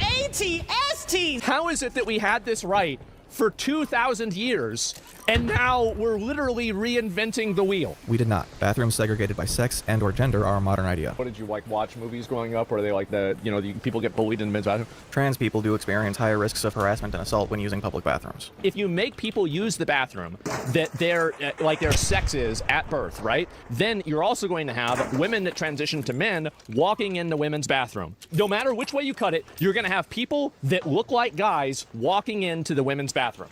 That is correct. The best solution is just to have a third fucking bathroom. While this notion is common, it why does not solve the just inherent fucking who problems the for either fuck party. cares? People who Oh want my bathroom bans are god. trying to push trans people out of public life altogether, and trans people wouldn't be any safer because the very premise makes it easier to identify them. The issue isn't trans people. It's people willing to harass others based on assumptions that aren't even correct a lot of the time. But maybe they're all just Karens, right? Like, ultimately, bathrooms are supposed to be like gender safe spaces, right? I mean, generally. That was the original justification for sex-segregated bathrooms when they were established, because men didn't know how to handle women in the workplace because they believed they belong in the home. This would have never happened Or if women couldn't vote. sexually assaulted. Man, so true, brother. So true, absolutely. And that was the original mindset. Like, I don't think the world has to become comfortable with these people. I think these people have to be comfortable with the world. There's a slim degree of truth to this, insofar as pushing for rights is a slow, painful process. But the same can be said in the exact opposite direction, that personal discomfort is not broad justification for exclusion. The streamer Valkyrie had a minor controversy over her wardrobe. Like, I wouldn't wear, if Balenciaga sent me something, I would wear it if I thought it was comfortable, or I liked Valkyrie's the way it looked. statement here was hilarious. You get all these strings attached to you, bro, and you get enough strings attached to you and you become a puppet. Said high-priced merch is the way to liberate retarded people from their money. Yeah. I think Asmon just indirectly called her the R-word. Hassan's back in China again. Okay, what is he wearing? I don't know what nobody knows. He's in another country, but I'm still on his mind. What can I say? It's because I play video games a lot, and I play their video games a lot. What I think is even funnier is that a lot of my viewpoints on the way video games should be made and the types of things that should and should not be included in video games. Do you know who agrees with me on that a lot? Your mom? Chinese people. No, it's the Chinese government. They killed the As spider. Lee pointed out, media is heavily regulated and censored in China. Well, but they put people in work camps and they harvest their organs. So? And I said, I already like them. You don't have to convince me. So ASMONGOLD's logic is, Europe is bad because the cops don't do anything. China is good because work camps and organ harvesting. I don't know if they do or not, but either way, it's pretty edgy. While watching a Steven Crowder video where he mentions ASMONGOLD, we get to hear his policy on lying. I hate lying to people, to be honest with you. I love deceiving people, but I hate lying. So I love telling people the truth and making them believe that it's a lie, but I hate actually having to lie. I feel like it's like cheating. Because like there's like the game of deception. People are like, well, you wouldn't eat a dog, would you? I'm like, I'd eat a person. They're like, you shouldn't have said that. I'm like, yeah, probably not. But it's true. Okie dokie. Go on a show? Maybe one day I will. You do not need to go on Steven Crowder's show. And I don't like actually saying A is B, but I would maybe say, a lowercase a is capital A, right? Because I feel like that's a little bit more exciting for me. It's more entertaining. It's more engaging. Following another conversation about gay people in China, ASMONGOLD looks at the trailer for the new Black Ops. I've heard Call of Duty actually sucks dick. Asmon has his own idea for what Call of Duty should do in its next game. So I told you guys they should have gone with my 9/11 idea. They should put Bill Clinton, Jeffrey Epstein. Okay, we're done listening to that. I would have the people jumping out of the building. Thankfully, ASMONGOLD has the right idea about what age of consent means. 18 is barely legal, and 15 is under that by like 3 years. Like, doesn't she see, like, I mean, that's clearly not, that's not even barely illegal. That's just illegal. Most of America is 16? Well, it's not 15. Like, what are you even talking about? You're not even arguing. That could be what you're saying too. Like, I don't even, what? 15-year-olds today are less mature than they were 40 years ago? Well, yeah, of course. If you look at history, people very, very commonly, for like 99% of history, had kids before 18, okay? Hello? This is an established fact. Everybody knows this. Another common misconception based on education that centers primarily on the ruling class. It was not that common, relative to our modern understanding of sex education and contraception, to have a kid before you were in your 20s. There are obvious health risks involved, but also the fact that whether you were a boy or a girl, odds are you were living on a farm, and farms demand work. But he has the exact wrong idea about why this conversation is happening. Is that they think that Megyn Kelly is trying to create a future, like a future argument for why it's okay that some political person she was attached to Trump was in a relationship with a 15-year-old. It's Trump. That's, I think, kind of that's why I think people are mad about it. I don't really see a reason for it. There's no purpose. It's totally counterproductive, and it doesn't help her in any way. Now we're forced to hear about what ASMONGOLD thinks of the Super Mario Brothers sexuality. Like, Bowser is super rich, he's really powerful, he's huge, and then Princess Peach always just happens to get kidnapped by Bowser. Are we really believing that? Yeah, she wants that big lizard dick. I'm just saying, guys. Yeah, Mario's getting cucked. He is. Mario's getting cucked. That's why I said that you could prove Luigi had a bigger dick than Mario. Princess Peach is always getting kidnapped by Bowser, but you never see Daisy getting kidnapped. I prefer Hornet being gay to this perversion. Activision released a statement about AI usage in the new Black Ops, and you'll never guess what Asmon's perspective on it is. If you are one of these dick-sucking retards that likes to complain about AI and, oh, AI's so bad, I hate AI, I'm against AI, AI's so horrible, you know what you're gonna be? You're gonna be a dick-sucking retard for the rest of your life. And can I just say, the worst fucking thing about fucking AI is how many of you fucking retards get so ass-pained about it all the fucking time. Oh my god, I cannot wait until the AI shit is more common so that every single fucking time a new thing is posted, you fucking retards aren't scurrying to those, this is AI, I think this is fucking AI. Like, bro, who the fuck cares? Move the fuck on. Is it good content or not? Get it the fuck out. Oh my god. everybody is just going to laugh at you more and more and more. I'm starting to think that people being gay actually crosses his mind a lot, whether or not he's actually into it. Yeah, where's all the women, guys? This game must have been from a long time ago. You know what's so fucking insane? Is the fact that this actually happened. You guys ever think about that? That's crazy. Like, this shit actually happened. ASMONGOLD really knows how to sound like a stoner even though he doesn't do drugs. It's actually so sad how badass video games used to be. And I'm just going to say it. What? These were games that were made by guys for guys. Are you ready for ASMONGOLD to turn his gamer brain up to 11? This is when gaming used to be good. Wait, what? You have these video games that are made to just be slop that's enjoyable to everyone. Bruh. Not to knock any particular type of game, okay? Not to knock any particular type of game, because I think all game genres are beautiful. I've played games across a ton of different genres, but my brother in Christ, you grinded mounts on World of Warcraft for like 20 fucking years. What the fuck place do you have to talk about real gaming or good games or manly games? You're flying around on multicolored dragons, grinding the 1 out of 50,000 cuck drop to get the next golden lizard thing that you can hop your ass around Azeroth on. Give me a fucking break. Holy shit. No, no, that's not how it works. This has happened to every single video game, is that women have gotten into video games and they've made them for women. And I don't like this. This makes me fucking mad. According to the entertainment software... This is, I'm sorry. Oh, it's such a perfect thing, okay? Listen, don't... There's this concept called the male gaze, but don't waste your time with it, because when you see it, it's everywhere, okay? This concept that everything in the world, especially as a white guy, everything is made for you and has to be for you. If a woman looks a certain way, you criticize her because she's not appeasing to your cock. If a woman is doing a certain thing, it's not okay because it's not appealing to you. Like, for a white man, especially, this is like enough of a criticism. That's it, right? Women, like the fact that women are in video games now, they're making video games for women. What, does everything in the world have to be made just for you? Like, they can probably make games you just don't give a fuck about, right? You know that's okay, right? Oh my god. Maybe there was more to his statement, though. I will say, not to criticize this guy too much, I feel like this guy is cutting this ASMONGOLD video up quite a bit more than he did for prior ones. Like, we were listening to longer versions of this where this feels a little bit more clippy, but... No, that's not how it works. This has happened to every single video game, is that women have gotten into video games and they've made them for women. And I don't like this. This makes me fucking mad. According to the Entertainment Software Association, 45% of all gamers in 2010 were female, and in 2013, 42% played MMOs. Since then, the total number has risen to 48%. I am having my culture appropriated. Like, I don't go to the salon and say, why is nobody listening to Rob Zombie in here? And we don't do that. We don't do that to them. This is what we used to have. Okay? This was the peak. And I think that it's girls getting in there and trying to change shit. No, Asmon, it's the fact that you're... I also like, and I try to be mindful of this when I say, I'm not sure if I'm just looking through nostalgia, you know, tinted glasses. At some point, you have to wonder, like, you know what? I think that the peak of X media was actually when I was between the ages of 14 and 20. And it's like, congratulations.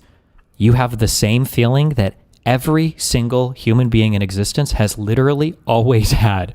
That's correct. The type of content and media that you consume in your late teens, your most formative years, is the type of content you tend to like the most. And when you get older, you're going to not like the new stuff and you're going to gravitate towards the old stuff. Like, do you think it's a coincidence that literally every single fucking prior generation has always said these exact same fucking things?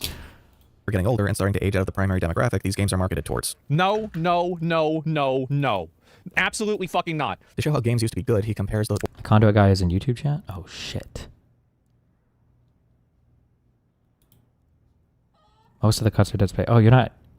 Don't watch my channel. I'm playing video games. I'm playing games so you finish all these videos because I'm not going to get 1 week cut by you, motherfucker. Why are you not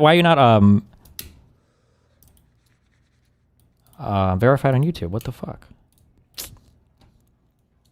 Warlords of Draenor cinematic from World of Warcraft to Dragonflight. Gaming right now is better than it used to be, and anyone who's not retarded can see this.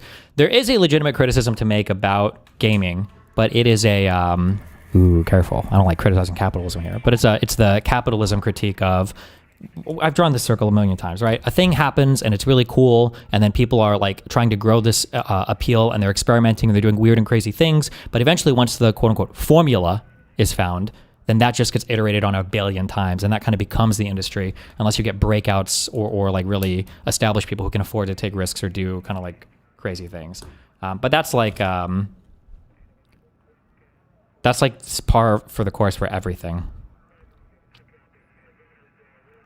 But that, it's just a result of like market forces. Like that's where all the money investment goes, because that's where the highest return shit goes, because that's where the highest monetary return is, for better or for worse.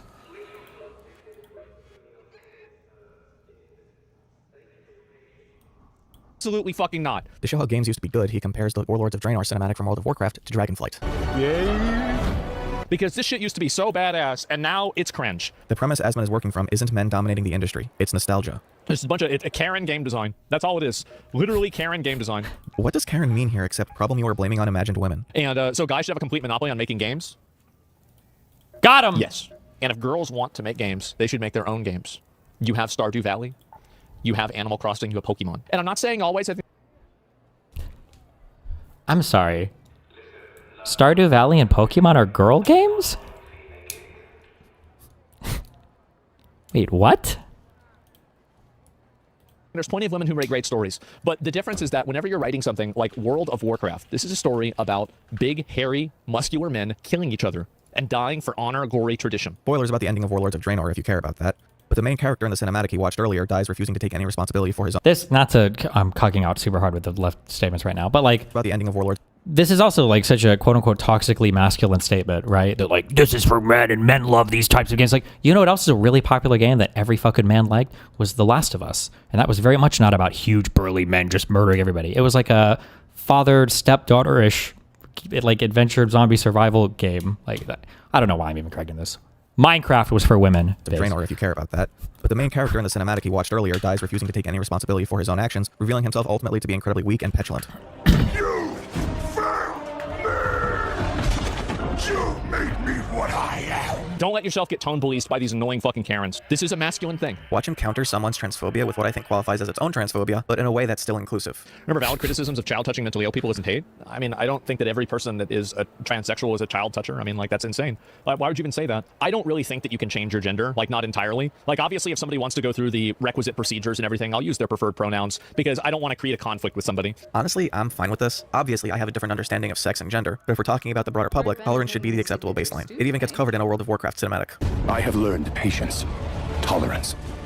But you can obviously dress different ways and get surgery and then, act and behave and be seen as a woman in society. I think that's true. Here's a good example of why I find ASMONGOLD interesting. He just clearly laid out gender presentation as a social standard of expectations with regards to femininity and masculinity. But even with that understanding, he falls back on gender as a binary because biological delineations between men and women, even though trans people aren't even trying to take that away. In the simplest terms, without trying to step on people's personal definitions or present as an expert myself, it's just people who want to exist at certain ends of the spectrum between masculinity and femininity and be recognized as such. So really, I don't know why there's such a weird distinction for people to have, right? And there's no point to being mean, I agree. Yeah, exactly. The reason why people get hyper obsessed with trans stuff is because it's always being put in their face. Remember what I said about the passive social media feeds? I never see trans shit ever. The only people I ever hear talking, even as fucked as my X feed is, the only people I ever hear talking about trans shit are conservatives. Where the fuck are all of these people pushing trans shit? What? It's always conservatives talking about it. Holy shit.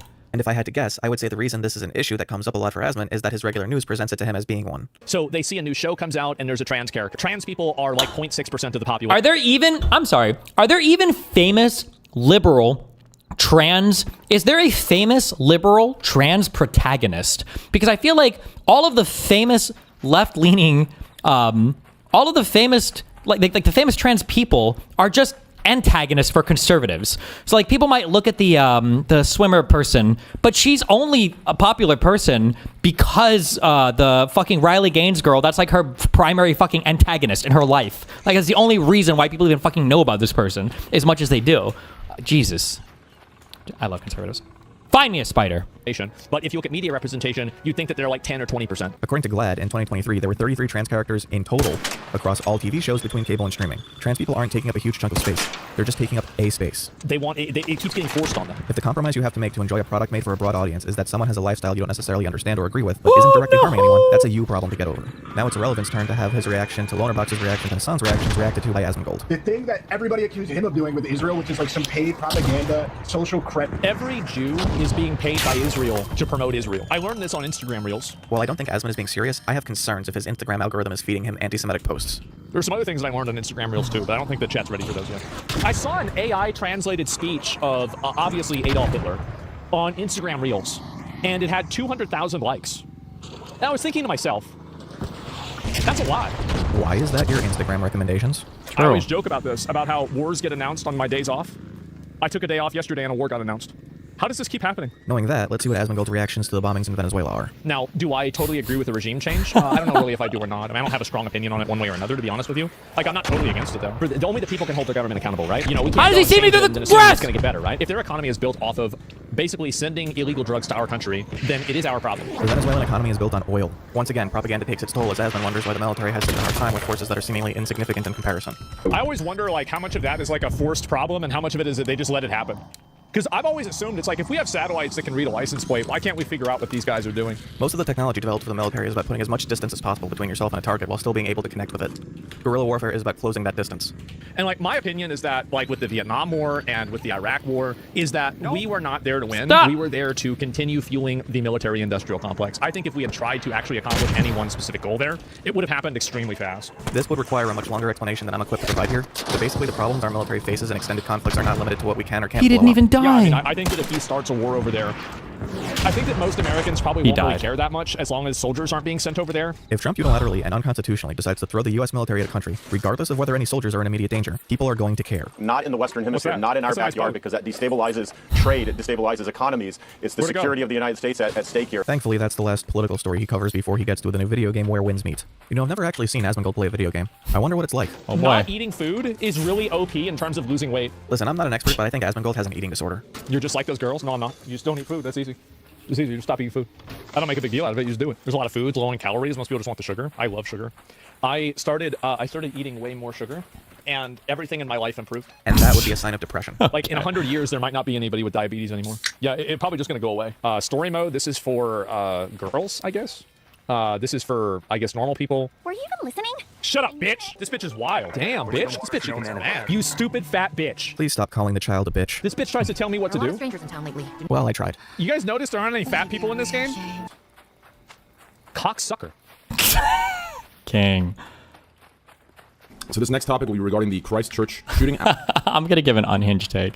You know what the funny thing is I feel like just by virtue of, well, actually no, I couldn't say that because I haven't seen him. I was gonna say by virtue of like being a gamer, and if you're in guilds and you've got girls and shit in guilds, you tend to have more interactions. So you're not quite as sexist. So I wonder how much of Asmongold's sexism is like performative. Like I have to hate the women's, but like interpersonally, maybe he wouldn't necessarily do it. I feel like for some reason he has the demeanor of somebody who wouldn't be like interpersonally sexist. Whereas I feel like Hassan is like the exact opposite. Like he tries to be outwardly like sometimes progressive depending upon his thing or whatever, but like Hassan is very clearly still like hardcore in his like frat era mentally in terms of how he views women. It's just interesting.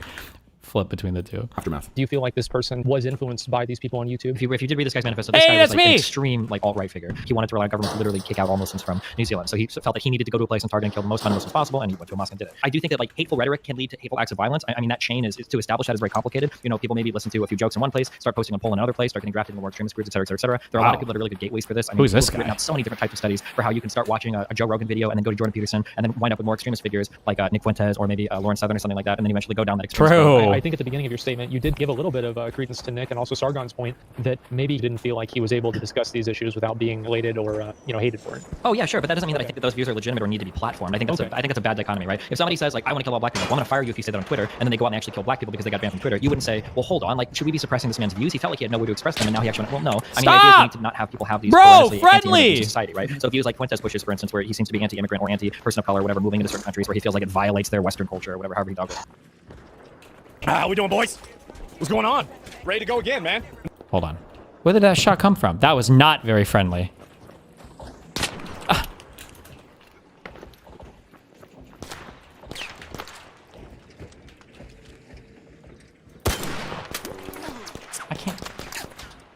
Is he?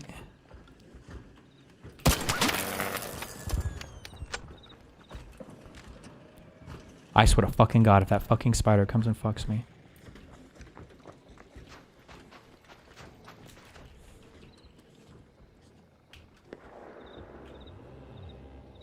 Sorry, hold on. I don't get to rate the loot. Rate. Chase him? All I have is my fucking Pharaoh, bro. I'm not outfitted for PvP. This guy. This motherfucker. He's not even gonna go loot it? He's just shooting me for no reason? To grief me?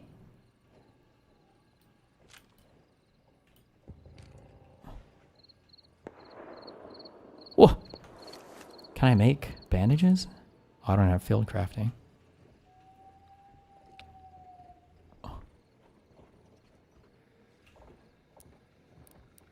Hey! I hear somebody back there.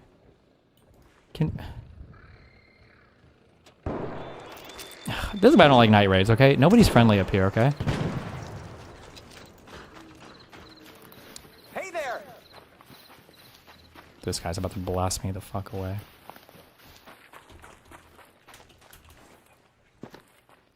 Because he didn't talk.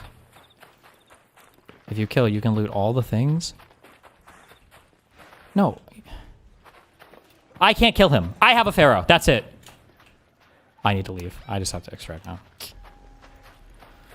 And I'm out of fucking bandages.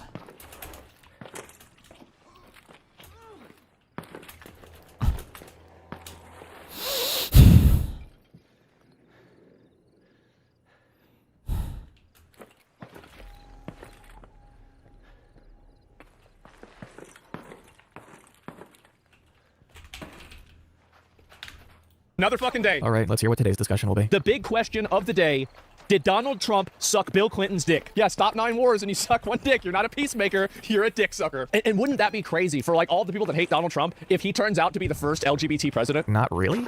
Like, you're basically saying that Trump being proven to have committed sexual acts in connection with Epstein means you get to own the libs. And I don't think that's the priority. The French president is a saint, apparently? It is. Yeah, I heard about that with his husband as well. Candace Owens and a bunch of other people think that she's a man. Well, we don't really know this, right? It's not something I would bet on. Isn't she also a pedo? Yeah, of course.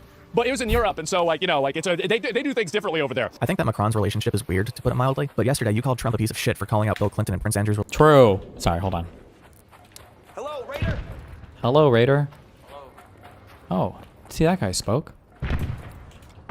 Oh, there's a guy back here. Oh, there's a guy back there.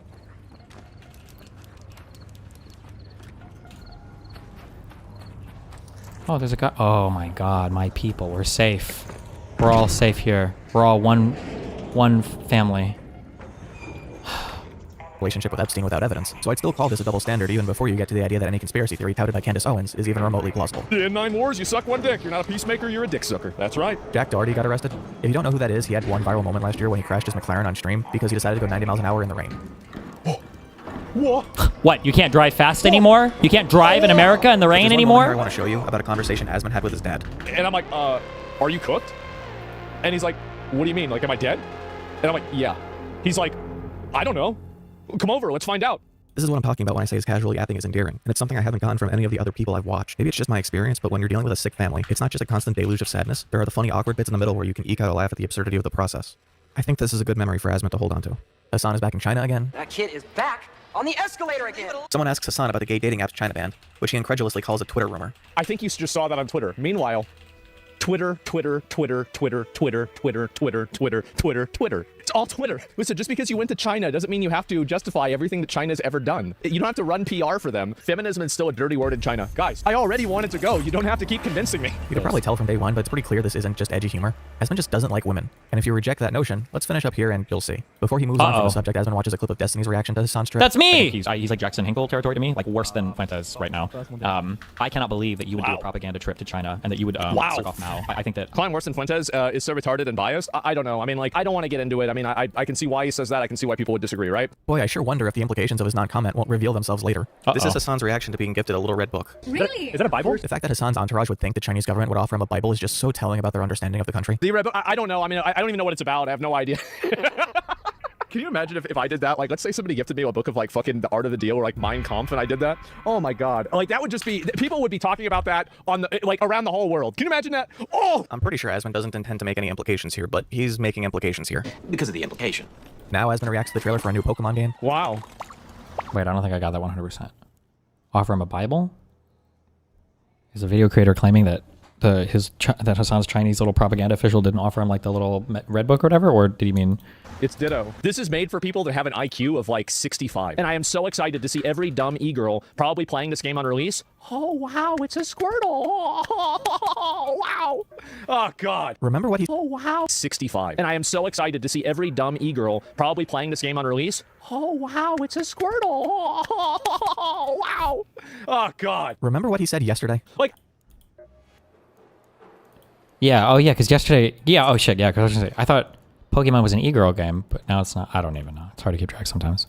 I don't go to the salon, and we don't do that. We don't do that to them. You have Pokemon. He watches the trailer for the new Call of Duty. What a stupid game. This is tough. You can only choose wisely. Yeah, it's bread. Yeah, if it was regular bread, then it'd be a tougher decision. But yeah, with garlic bread, I mean, come on. And then he finds out that a games journalist said Expedition 33 isn't an indie game, and so it shouldn't be nominated for an indie award. Asmon proceeds to loop. It's not a loop. It's a spiral. Asmon proceeds to spiral. I wonder how much a game needs to be... What does indie game mean? What does that actually mean? There are times where... Fuck, I feel like we had this conversation a long time ago, where like a new studio pops up and they make a game and it's like an indie game, but like they have millions in funding and like all of the devs and creators there all came from like AAA studios or whatever, and it's like,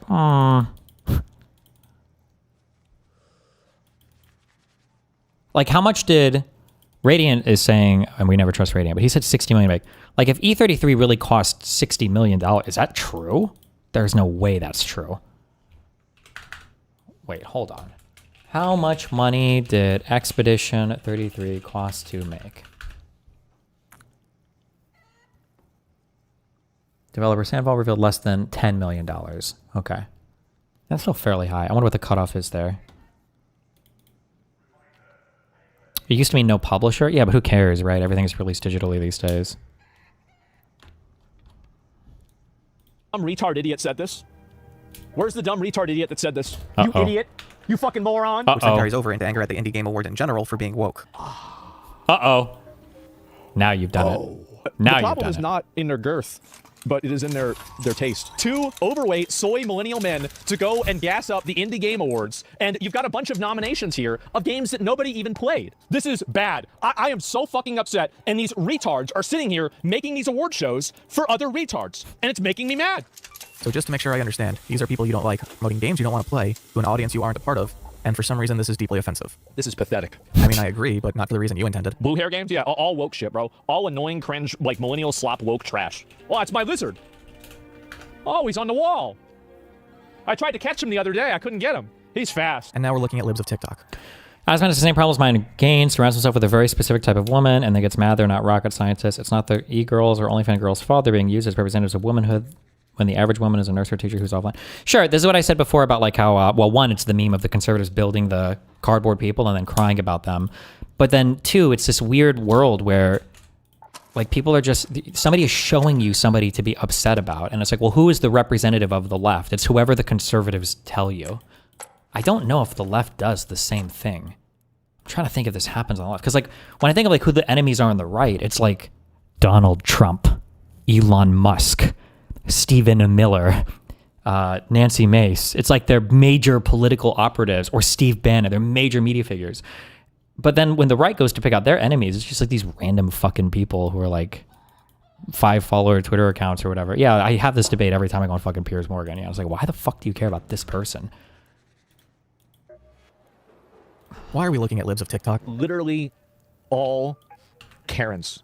All middle-aged white women. But don't worry, it's not over yet. Women are fed up. What is this, for lesbians? Articles like this are written by angry fat women in their 30s. So they can hopefully, ruin the marriage prospects. And no, they're written to get rage clicks. It's all a massive psyop. None of it is actually real. Okay, yeah, let's look up who wrote it. Let's see if it's a fat middle-aged woman. Let's find out. More woke games media who don't like AI. It's because like, why even read this then? If that's who it's written by, and that's who it's written for. I wish that like other people, black people or women or somebody else just needs to do a thing where they just like go through the news and they just do it like this all day. right? Like me and Dan or me and Mr. Mooten can go through like the daily UFC boxing update. I don't know what the fuck, and watch like not Stephen Miller. Fuck, that's the guy whose name's on the black guy. Fuck. We just watch a shit all day. It's like, why is he talking about this? Who cares? Or like, nobody gives a fuck about this fighter. Nobody cares about this sport. Nobody gives a fuck about this. And just like say like over and over and over again. Oh, Stephen A. Smith, that's it. Yeah, and it's like, what? Because I'm pretty sure people just say, well, why are you watching this? Why are you listening to this? If you don't give a fuck about any of this shit, then why do you keep watching? Because I don't know. Because it makes me mad. Like what? Because all of these studios and all of these people are totally bought and paid for, and they are pushing an agenda. I cannot wait for the day that I get to announce that this company is being shut down and they're having layoffs. Like, why are you so ass mad about this? I don't understand it. I don't understand it. Who cares? Just don't fucking watch it. These like weird freaks get into your company, they're like a parasite or an infection, and you can't just remove every infected cell. You have to sever the limb. Everyone knows once you start using language like parasite to describe someone, your ideology is a winner. You can't rebuild Ubisoft. The only people who can do it is China, and the Middle East can also do it. It's because there isn't a cultural cost. What the fuck? Okay. For them simply firing all of the woke people. Same with Japan. Like, Japan just got rid of all of Square Enix English team. It's because they're a bunch of woke, weird losers. Hilariously, Is that the director why? for Final Fantasy 16 said the most unwoke thing possible outside of an actual slur about the game, and it still didn't sell well. Asmon has a message for people who don't like hearing the R word from their streamers. It doesn't matter how many fat, annoying, stupid, middle-aged women. Okay, I think you get the point now. Mexico had protests against the government for supposed connections to drug cartels in their country. It's actually amazing how horseshoe theory is proven in real time. It's One Piece. It's just like One Piece. Are they taking back their country? I think it's because they think that she's in cahoots with the cartels. I don't know if she is or not. I don't know. Like, I think that to some degree you probably have to be cordial with them, but I don't really know that. I've never been to Mexico, so like, how am I really supposed to know? I mean, honestly, how can you run Mexico without working with them? I probably threaten their life and family. Well, I mean, El Salvador, I mean, the guy over there did it, and like, as far as I bet, they probably tried to threaten him too. El Salvador suspended basic rights and arrested thousands of people, overcrowding their prisons even with the opening of CCOT. It's also reported that there are hundreds of political prisoners. Since 2022, the state has arrested over 3,300 Where does the spider live here? Or connection to gangs. Interviews revealed that the police were given arrest quotas, meaning that this was likely done to pump up their numbers. They've also been held in detention and prisons with adults, exposing them to potential abuse. Which, speaking of, torture and abuse are rampant. And now with the gangs gone, the ones committing crimes are now the police and the military. I'm the president of Mexico seeking asylum in America. I can't believe he did this. They're January 6ing. I'm proud of them. They're January 6ing. Look at them go. Bro, it's like Helm's Deep. They're bringing in the ladders. Just when I thought the disparity between his initial reaction to January 6th and this couldn't get any more stark. Maybe this is like an egomaniac thing for me to say, but I do actually feel like I have some degree of obligation to, whenever something crazy like this is happening in the world, that I do actually like talking about it, because I feel like every mainstream media publication doesn't give a fuck and doesn't care at all. Your obligation isn't to just talk about something that happens without any proper understanding of what's happening. Your obligation is to accurately inform people if this is what you want to spend time on. Straight up punched him in the dick. But I guess that might be too much to ask. Oh my god! They beat him with bolt cutters? Oh, they are! They're beating him to death! To be fair, they're just pushing him around right now. Jesus but whenever Christ. I see a crash out happening in a country like Mexico, that He's to me is crashing very out, different bro. than an American crash out. He just killed because the dude. American crash outs are Crazy people crash who are out. angry because the election didn't go their way. In these other countries, people are angry because the election didn't go. I think he's talking about no kings as opposed to, January 6th. But either way, he's incorrect because Claudia Sheinbaum won with stupidly large margins, beating her closest opponents by nearly 2 times the votes in an election that no one has called illegitimate. So the people he's watching are, in fact, rioting because the election didn't go their way. Like, if you don't have a way to democratically be able to voice your frustrations and vent your frustrations, then the only option is violence. But sometimes you just simply lose the democratic vote. To be fair, our democracy probably plays a role in their lack of democracy. I think that you're right, and I think that Americans do need to spend less time intervening in other countries' affairs. It's horseshoes all the way down. This is what January 6th was meant to be. Yeah, I do think this is funny whenever you look at this and you compare it to January 6th, you know? True. It's like, oh, wow. Yeah, January 6th was so horrible. Yeah, sure, guys. Most reasonable people look at this and view it as a disgrace. Most Mexicans ask Trump for military help. They do not. A little less than half would support U.S. military assistance specifically if it came with government approval. I don't think we really should intervene militarily with Mexico, but I do think that there's a degree of American best interest, some degree of aid or something like that that we could give them. It'll be better for us too. Because like there are 2 ways that you can stop people from coming to your country, right? One other way to stop them from coming over is to make it so they don't want to. It's like if they don't even want to, problem solved. You have just made the argument for USAID. Bro, if they catch her, they're gonna kill Jesus. her. The cartel members, I mean, am I really gonna feel bad for that? The cartel members kill people all the time. They think that she's in cahoots with the cartels. I don't know if she is or not. I don't know. Like, proof that she's a cartel asset though? Proof? No. Evidence? Yes. I don't know. Like, but there's no actual proof. He doesn't know that Claudia Sheinbaum is corrupt. He doesn't know. Hold on. Is this a real distinction? Because I've heard a few people make this distinction. Oh, that's not proof. That's just evidence. Aren't these words generally used like interchangeably? Like, how much proof do you have for this claim? Like, nobody says like, do you have the proof? Like, what are we doing math here? Like, I'm pretty sure people say, oh, show me how much proof you have. Show me how much evidence you have.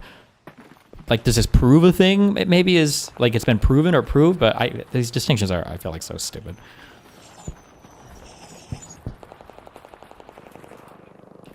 Hold on. Try not to freeze. Who organized this protest. He doesn't know what the actual goals of the protest are, but it's good because it's in the direction of what he needs to validate supporting Trump's policies. Asmon thinks the protest isn't being covered by American media because it would convey that Mexicans aren't able to assimilate to American culture, and Scheinbaum isn't popular despite opposing Trump. In order to push the narrative that there is like a parity between American culture and Mexican culture in the way that people from Mexico are going to come to America and seamlessly integrate with the culture. Has called it a movement financed by right-wing politicians and business. You're jumping the shark. You're jumping the shark. It's so obvious that's not true. ASMONGOLD might dismiss that claim out of hand, but let's actually dig into it. Apologies for any mispronunciations of any names. Claudia Scheinbaum said that the protests against her at that moment were a coordinated right-wing effort stoked by online botting, billionaires, and members of the opposing party in an effort to undermine her legitimacy with the populace. So, were there billionaires? Yes, there were. Ricardo Salinas Pliego, a Mexican billionaire who owes the government $4 billion, was one of the initial instigators of the protest on social media, sharing a message from a Mexican influencer, Carlos Bello, who had not previously delved into politics, denouncing the administration. Those calls were... Whoa! Meme break. Hold on.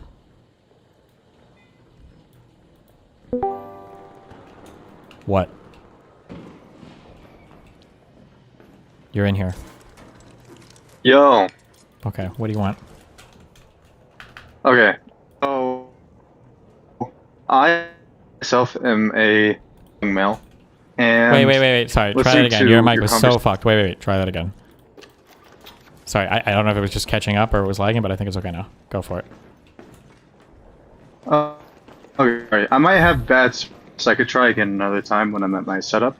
I have a better mic there anyway. Okay, yeah, maybe try that and then hit me up and chat again. Cool. Yeah, because it's kind of fucked right now, okay. Okay, it'll have to be another time though.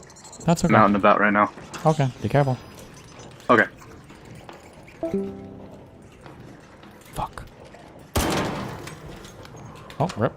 Amplified until a protest was announced and simultaneously promoted by 179 TikTok accounts and 359 Facebook groups. And on November 1st, after the murder of Mayor Carlos Manzo, every group shifted from a general demand for change to supporting his memory. Were there members of the opposing party?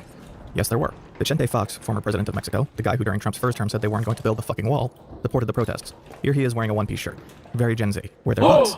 Yes, there were. Javier Negre, the founder of La Derecha Diario, and Agustin Antonetti are two right-wing digital strategists with connections to Salinas, and have operated in South American politics previously, and have used bots and artificial promotion of hashtags on Twitter like Narco Presidente in the Mexican election. They both participated in the creation of this movement. And the final piece of evidence for this was AstroTurf, is that the protest following this one only garnered 200 people. There is not broad dissatisfaction with Scheinbaum in Mexico. Right, it's all bots and right-wing extremism. Bot! That must be it, guys. Yeah, for sure, guys. 100% that's what it is. She still says she has 80% approval rating? Really? I see that. She has 70% approval. A crowd of people is not indicative of nationwide popularity. Do you believe that ICE human rights violations are committed with total impunity? I disagree with the idea of human rights to begin with. People don't have innate rights. Rights are invented. There's no difference between a right and a way that you should treat somebody. So you've started off the conversation on a lie. Okay, cool. What do you think about ICE's violation of people's invented rights? A human rights violation. According to who? Somebody who disagrees with you? Oh, okay. Well, let's just listen to them tell you why you're wrong. No, I don't think so. Well, there are the people who died, the people violently detained without cause, the people deported against court orders and their legal status, the people arrested despite following the rules they were given to avoid deportation, the people who died, and the people who were violently detained without cause. So he's saying this about Donald Trump? What the fuck? More Epstein cope that these emails don't literally say, yes, we were best friends doing sex crimes together. I feel like it's such an abstract thing to say, right? Because if you're saying that he brought up Trump after the relationship had ended, does that mean that he's talking about no these one of those things, or is missed. he talking about Trump in general? I think that's a misleading statement. You know what? This actually makes me think that they were actually pretty good friends. Because there's no way you're going to be emailing somebody years after the fact, still malding out over it, unless you guys used to be boys. Yes, he was patient zero for TDS, exactly. Yeah, but like obviously he didn't. Like Epstein clearly doesn't think that about Trump, because if he did, he wouldn't have been friends with him for all those years. Yes, the people who might have one specific thing in common that they can't share with anybody else wouldn't override their other feelings about each other that they might find distasteful. He's close to no one. Well, if he's close to no one, then I guess then you weren't close to him, right? If you're saying this. I would not look at Jeffrey Epstein as a reliable narrator. It's worth taking into account, it's worth reading and listening to, but I wouldn't just believe it. In the span of one day, we've gone from, oh, it could make somebody look bad? Too bad. You shouldn't have gone to an island with a pedophile. To, well, being in the files doesn't mean you're technically a pedophile. Well, Trump's name being in the files doesn't mean he did anything wrong. Like, Epstein is crashing out about Trump and they're not even friends anymore. So are you counting all the times that he's complaining about Donald Trump in his emails? It's so dishonest. Just release the files, we'll figure out who the weirdos are, and arrest them. And also he has an opinion about the concerns about Trump's health, given that he got an MRI that he won't explain the purpose of. Maybe there's something wrong with Trump. Okay, well, I don't know. Maybe he has cancer. Maybe there's some other big issue. Maybe it wasn't an MRI. They needed to do that because he's the president and they do an extra level of testing for somebody who's the president. I don't know. It could be 50 different reasons. Okay, but the issue is we still don't know, and he won't tell us. I think it's important for people to know whether the president is physically capable of doing the job. I'm gonna warn you now, if this video is spiking your blood pressure, 1, I'm sorry, and 2, it's gonna get worse. Because ASMONGOLD is about to react to Kyle Kalinski's video calling him the dumbest person of 2025. Uh-oh. Look, you do a massive disservice. You got this giant audience of people who follow you, and if you're out there, the disservice is disagreeing. Kalinski's arguments kind of suck because he's basically blowing hot air for his own audience rather than trying to say anything substantial. But ASMONGOLD's response is something.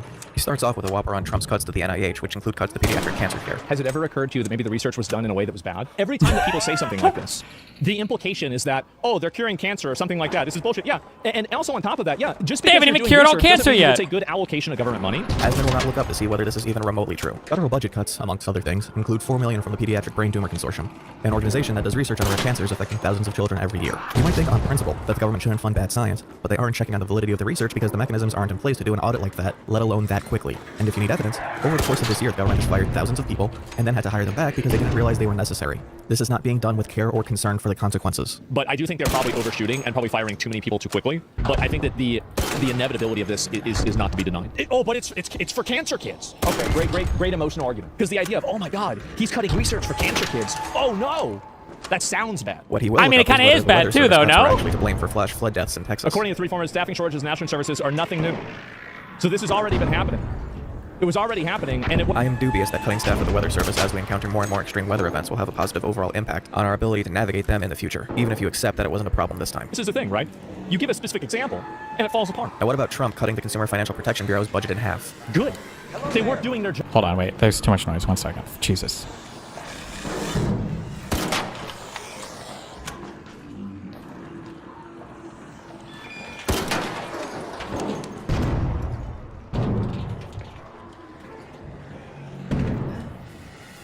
I'm killing a big robot, so they have to be friendly. That's the rule, right? Can you stop?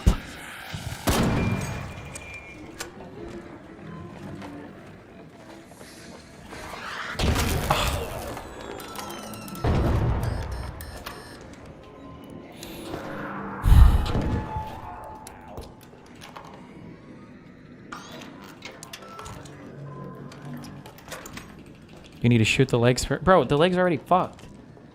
Look at this motherfucker's— No!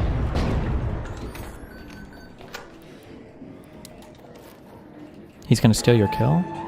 Ah!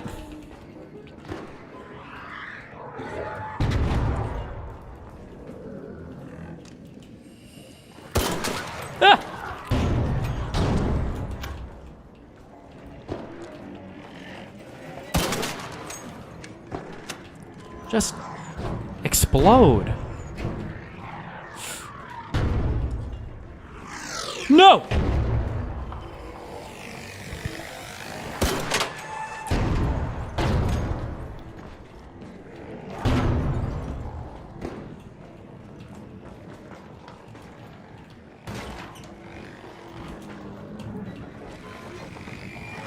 Ah!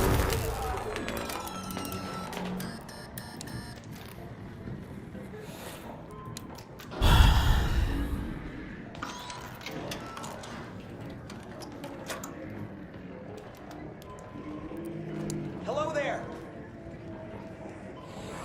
No! Oh, not me. Jesus. Oh, hi.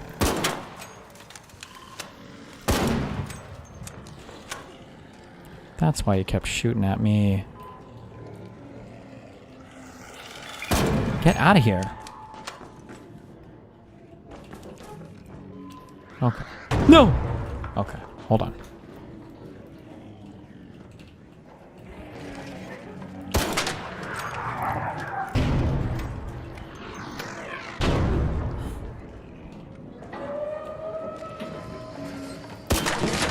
Oh? Hello? What am I supposed to shoot at now?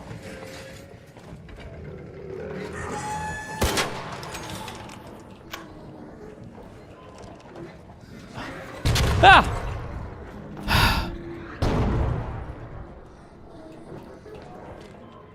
If you shoot the legs off, it deals lots of damage to it. Oh, so I have to blow the leg up? Not just the armor? Oh, I got 16 bullets left, so... No!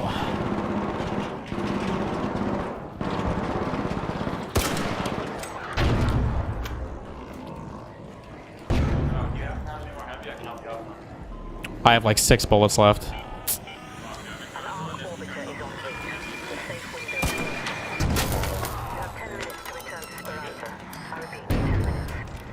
Yep, just healing.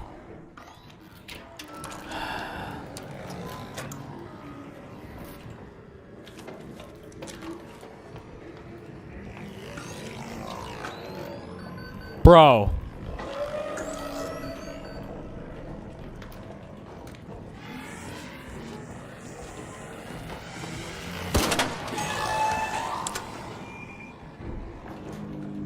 Is he gonna shoot?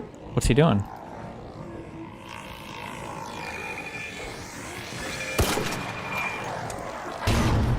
Do those things ever do like friendly fire? Like, will he ever blow his own scouters up?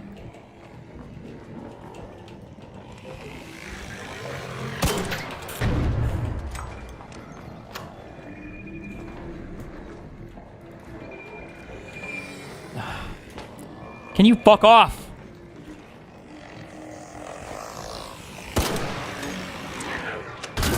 No shot. My shield is about to die. None of these can be grenades or whatever. Fireball thing. Can this be a grenade? No!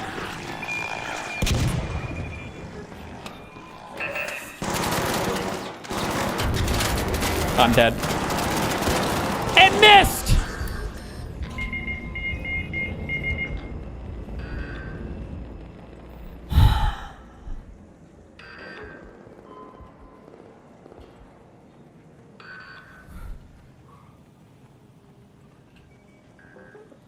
And it died.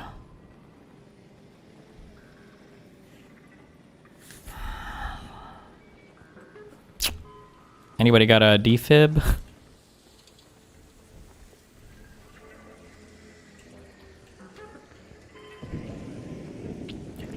Bloop, bloop, bloop. Bloop, bloop.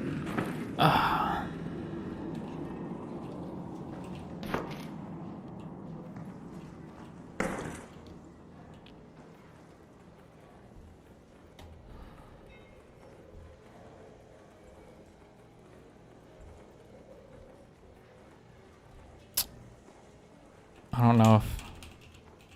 Oh. It's not active.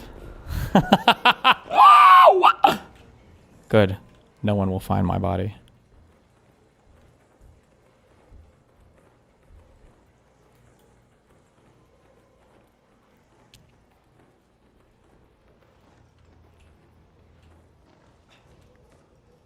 Shrimp Stop. The CFPB was created after the 2008 financial crisis and has a budget today of a little under $1 billion.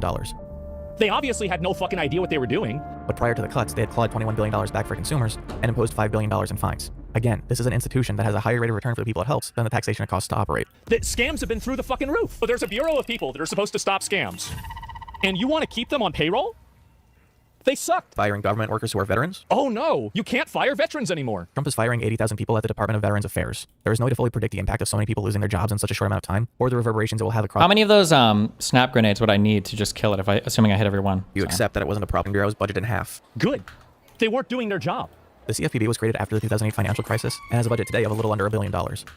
They obviously had no fucking idea what they were doing. But prior to the cuts, they had clawed $21 billion back for consumers and imposed $5 billion in fines. Again, this is an institution that has a higher rate of return for the people it helps than the taxation it costs to operate. The scams have been through the fucking roof. But there's a bureau of people that are supposed to stop scams. And you want to keep them on payroll?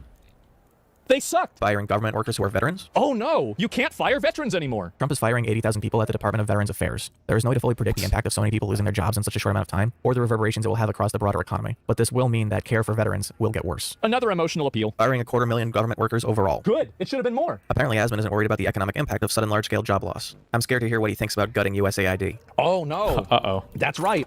It's America's responsibility to pay for people that have HIV and AIDS in Africa. Unironically, yes. Oh yeah. The total cost of USAID fluctuates between $40 and $60 billion, or around about $105 per person in the United States, and less than 1% of the total federal budget. Since 1990, USAID has helped cut mortality for children under 5 in half, and 90 countries had their under 5 mortality drop by 2/3. PEPFAR, which provides AIDS medication, has saved 25 million people, and currently helps 20 million people, including 500,000 children. People have been dying in droves. Is he specifying in America or not? No, he's not. It's because it's not happening in America. Who cares? The only lives that matter are American lives. King. You don't believe the numbers that say hundreds of thousands of people will inevitably die as a result of dismantled infrastructure to provide aid. Or that the people who can migrate will inevitably put even more pressure on American immigration services that will be much more expensive, which Asmon understands based on his analysis of Mexico. What about the fact that USAID support confined disease outbreaks to parts of the world that meant they had a much harder time finding their way to the US? Who cares? For example, the Diseases West aren't Africa Ebola real. outbreak in 2014. USAID led the response, and he dismantled USAID while another outbreak is ongoing. It's because you have people here that are dying from lack of medical care. You have people here that don't have housing. Where is the priority list that a veteran ever gets outranked by a person in Africa? Oh no, you can't fire veterans anymore. Yeah, I agree with it. Good call. W. And also all these examples here that he's given are policy decisions and not actual violence. I was discussing things like Charlie Kirk and Jay Jones in the clip. And so he's misinterpreted what I've said, and he's even making an argument that doesn't even make sense in the context of what I said. Wow. All of these things make people more susceptible to violence and overall suffering. And regardless of if it's directly violent, his casual willingness to vocally endorse choices that have and will lead to more people needlessly dying is more monstrous than anything Jay Jones has texted. But we're not done yet. Asmon's perspective on the government killing people they've labeled as terrorists has changed in the last 5 years. Let me get this straight. So the US government can read a license plate with a satellite from outer space, but you think that a Twitter post that said that the people were innocent is more accurate than that? People in glass houses shouldn't throw tweets. And they're trying to think that it's new. But to his main point, we have not gotten any evidence that these people are absolutely guilty of crimes, that the crimes would require this response, or that the repercussions of carrying out these responses would be worth it versus other means. He's just taking Trump at his word. Base. Sure. Because they agree with it, because it's the right thing to do. It is. Absolutely. Blow up the boats. Without even a question. How could you be against that? You don't just shoot people randomly. Who determines who a terrorist is? The person with the gun? What happens when they're wrong? If I saw somebody running in my house with a bomb, I would want to shoot them before they got to my house. I wouldn't want to try to apprehend them, arrest them, and try to put them through a whole process. No, you just fucking shoot them. Exactly. And he'd do the same thing. The analogy doesn't work because the urgency of someone being immediately outside and someone being thousands of miles away are completely different. It's insane. Okay, well, that's a good argument for why they're not narco-terrorists. Oh, trafficking narcotics. The penalty is not instant death. Are you? Yeah, it is.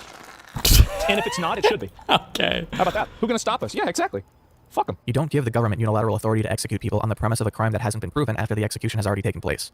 Or, as Asmon said, who determines who a terrorist is? The person with the gun? What happens when they're wrong? Do you ever think about this? And now more equivocating of rhetoric that comes with a bunch of claims that would each require extensive work to counter, so please don't confuse my brevity for a lack of substance. To be fair, this was after 4 years of them trying to delegitimize Trump's presidency by him being connected to Russia. Multiple people on Trump's campaign were found guilty of crimes connected to Russia. True. Even if the direct collusion theory some people promoted didn't pan out. There was, remember the hashtag #NotMyPresident, where people were saying that, oh, he's just, got elected because of Russia? A Twitter hashtag is not indicative of people trying to delegitimize an election. Trump lost the popular vote in 2016 by a significant margin, and his many character flaws were apparent in the way he talked and operated. While I do say that January 6th was a bad thing, I don't think that, again, Republicans did not invent election denial. And it turned out that all that, by the way, was bullshit. Remember Al Franken? Al Franken was a senator. There was a picture that he took where he was like fake grabbing somebody's titty while they were sleeping. Though that would be the most well-known of Franken's transgressions, he was also accused of forcibly kissing a woman who was performing with him at a USO show, once again showing that Kalinsky needs to stop using Twitter as a source. Uh-oh. I think if you want to talk about a policy decision that's like very unhinged, that makes people radicalized, I think that a good example of that is the trans in sports. Also, like trans kids using bathrooms. Now, you can make an argument that this isn't really a big issue, but if it's not a big issue, then why are you fighting it so much? Is my hair thinning because I'm getting older, or because I find clumps of it in my hands moments after I hear comments like that? They are not some grand-scale interference in the ability of cisgender kids to get scholarships or recognition. The biological condition of those kids is not inherently an advantage either, because traits that are advantageous vary from sport to sport before you even get to whether the kid in question has that trait to a degree that would be advantageous in the first place. It is not worth this level of national scrutiny to monitor this issue. That argument is of the same validity of flat Earth. This is a flat Earth argument. I think loving Hitler is bad. Absolutely, it's bad. And now for why Trump insulting everyone is acceptable, because people have been insulting him. Okay, so what I find to be funny about this is that, yes, Trump has used negative words about Democrats, but how many times was Trump called a Nazi? How many times was he called a racist? How many times was he called a Russian asset? I would say calling somebody vermin, radical, or a lunatic is not even remotely in the same category as calling somebody a Nazi. I feel like these people have just never listened to conservative politics for however many fucking years when they're like, they're fucking calling people fucking names on the fucking Democrat side. They fucking called him a fucking Nazi, bro. Like, to assert that someone isn't a Nazi at the same time they're using the exact same rhetoric Hitler used against Jews is not going to be very convincing. I think the reason why people like Kyle are upset is that the words that they have used for many, many years, things like Nazi, racist, etc., all these bullshit words, have effectively lost all of their meaning. They haven't lost their meaning. People have just had their sense of shame eroded by the way social media simultaneously isolates us in echo chambers and creates competition for attention via the most extreme ideologies. It's not that calling something racism doesn't mean anything. It's that racism itself doesn't mean anything because it's become so normalized that people have, ironically, built up a tolerance. And this is after they tried to put him in jail and, like fucking they gave him a mugshot, charged him 34 times for the same exact crime. They didn't charge him 34 times for the same crime. He did the same crimes multiple times by funneling money through his campaign to pay off Stormy Daniels. Serial killer? I killed 3 people at the same time. You're really going to charge me for 3 separate Come on, bro. to cover up their affair. It's pretty obvious that this has been weaponized from both directions. Who's the biggest commentator on the right these days? Nick Fuentes. Here's some stuff Nick Fuentes has said. Quote, Hitler was really fucking cool. I admire Hitler. Is it Fuentes or Fuentes? Everybody calls him Fuentes. Isn't it just Fuentes? And how many crazy leftist people are out there? Oh, but Hassan said this thing. What the fuck does that have to do with me? What Nick Fuentes said, like, I don't have to defend that. I didn't say that. Why the fuck would I even, why even bring that up? What would you probably I will say it's not a matter of if, it's a matter of when. It's very obvious that the Democrats have been the massively violent ones. And if you look at all these studies, by the way, that were conducted, these studies don't show a massive rise in violence that happened in 2020. They don't show the massive rises in violence that happened during the Tesla bombings, for example. And the reason why is because all of these studies are biased. So here's the obvious thing that Asmon gets wrong about crime in 2020. There were, in fact, noticeable spikes in crime, but there were also noticeable drops in others. You have 3 seconds to guess why this might have happened. It was COVID. The spikes in crime have some correlation to BLM, but it wasn't an aberration in criminality. It was the main focus of people's attention, while everyone was mostly stuck inside, and therefore it became associated with the overall trends going haywire. And I'm not dismissing the idea that there was violence during BLM that wouldn't have happened without it. A police station was burned down. There was about $2 billion in property damage. But here are the FBI's own statistics, not the calculation. Fuck me. I don't think this is on stream. I think it's just somebody talking to me privately at an event or something.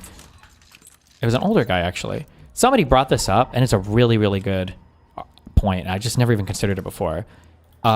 You shouldn't concede when you're comparing like left-wing and right-wing violence. You should never actually concede on the BLM stuff, because if you really think about it, the BLM violence, the vast majority of that, maybe all of it, was not left-wing violence.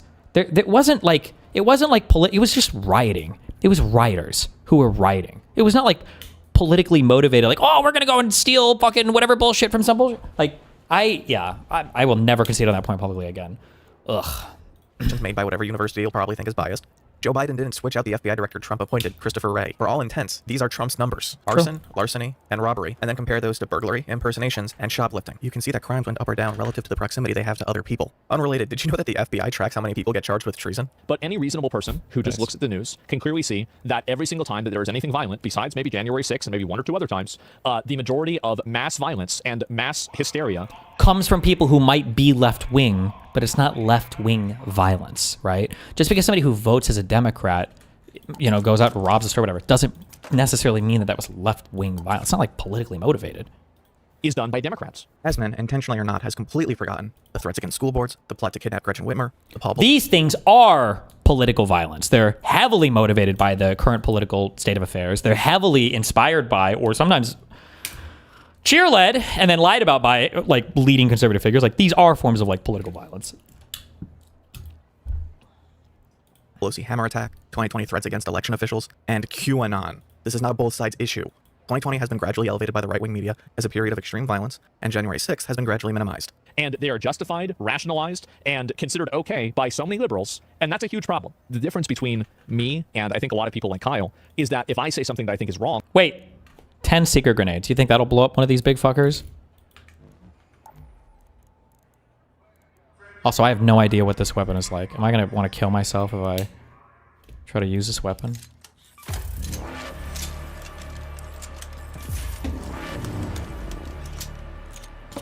I will say, I think that was wrong. I shouldn't have said that. But the problem is that people like Kyle don't accept that. Well, I guess we'll see. This is the mindset of the people that are making videos about me, disagreeing with me, crying about me, etc. Well, I'm definitely doing 2 of those things. Maybe one day, once a week or so, I'll have to react to some videos and things like that that people make of me. In the unlikely chance he actually does that for this video, I hope you can at least say I'm approaching this in good faith. Jesus, bro, the damage is insane. There's been a lot of people talking about me, and it's been great. So Dr. K was talking about people that had, he's like trying to draw a distinction between people that have like legit like mental pathological illness versus people who just have logically come to a conclusion that their life isn't worth living. And people got mad about that. And I think the reason why is that 80 to 90% of all self-help on the internet is just self-indulgent to make people who are doing bad things think that it's not their fault that they're doing the bad things. Can you give an example? Hello. There are guys out there that have, they're incels, right? And they think that, the reason why they can't get a girlfriend is because of hoflation. So like hoes, women, is it women having higher standards? It's just that simple. Well, why would they want to date someone that they think's a hoe? Well, because all girls are hoes. Oh, they're all hoes? So that goes back to my point, right? And so it's like this person thinks that they can't get a girlfriend because of hoflation. No, you can't get a girlfriend because your life is a complete mess. Nobody wants to be around you. You don't have any guy friends either, except for other weirdos on the internet. People seek out different types of like people to tell them that, well, it's actually not your fault that you don't have a girlfriend. It's actually because of dating apps and these other things. They never get challenged to actually improve themselves on a personal level. They just get a fucking vicious cycle of learned helplessness. All they're doing is just feeding, it's an actual like legit thing. It's good. It's like a feeding frenzy on making themselves feel good for doing things that are bad and then consuming media that reaffirms that the bad things they're doing aren't their fault and are in fact not the cause of the problems they have. The problem is not the amount of grenades you're using. You merely need more faith in your potential to kill it. Okay, thank you. I really, really like playing video games. I do. I love playing video games. That's what I've been doing forever, right? And I don't know really, I don't know really what else besides that, because I just really like playing video games. Mr. Beast built a theme park in Saudi Arabia because they probably gave him a ton of money. Mr. Beast gets backlash for building wells in Africa, okay? There's so much irrational, brain-dead hate for Mr. Beast that any sort of, like, legitimate... This is true. Mr. Beast gets a lot of hate. Mr. Beast would be like, you know, curing blindness in 1,000 kids, and people are like, why is our healthcare system even so fucked? If Mr. Beast didn't exist, then they would have the money already from his billion. It's like, come on, bro. Criticism just goes away. Most of the criticism is just that he uses the money he gives away to create content that undercuts the sense of generosity by commodifying it, even if the content itself is what allows him to provide the charity. Or Epstein-Clinton speculation. This is why the media wanted Trump to win. Yeah, they wanted to have the first LGBT president, exactly. Ozempic single-handedly killed the body positivity movement. Oh my god, can we not talk about fat people? I'd honestly rather talk about Israel at this point. It was a psyop by fat women to make their body types seen as attractive in the public eye. Believe it or not, women don't just think about how to be attractive to men all day. And in this case, it isn't about their relationship to men, it's about their relationship with the world, and the way people, such as yourself, treat them with intense disdain despite the fact that there is no absolute correlation between someone being fat and them over-consuming food or not exercising enough. Nobody wants to be body positive. Like, nobody wants to be 400 pounds. It's fat and disgusting. They want to eat they want to have their cake and eat it too. In this case, literally, right? Now they can just take Ozempic and lose weight, and they don't need to be body positive anymore because they're weight negative. They're trans fat. Yes, exactly. It takes hunger away, but also it also kickstarts many other symptoms in your body. Well, I don't know exactly how any of that stuff works, okay? Like, I'm not a doctor. I'm not saying you should take Ozempic, okay? You might not be directly saying it, but calling people who are fat ugly and disgusting, and then presenting a solution to that without a full understanding of its consequences is basically the entire reason body positivity exists. Because for years, advertisements, especially for fashion, would present a standard of beauty that was unobtainable, and that would couple with the social expectations to create eating disorders. None of these fat girls, if they could snap their fingers and be skinny, they would do it. Every single one of them would do it. But some of them want to act like they wouldn't because they never have the opportunity to. But you see with Ozempic that they were all lying. Muslims in Germany want their kids to be able to wear headscarves in school. Asman sees religious exemptions to rules about headwear as unfair overreach by people who should do more to assimilate. If you have it... Wait, okay. I need to concentrate. I'm killing this motherfucker this time, okay? Hold on.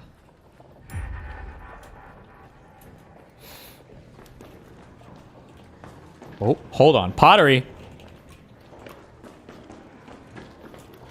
Okay. No!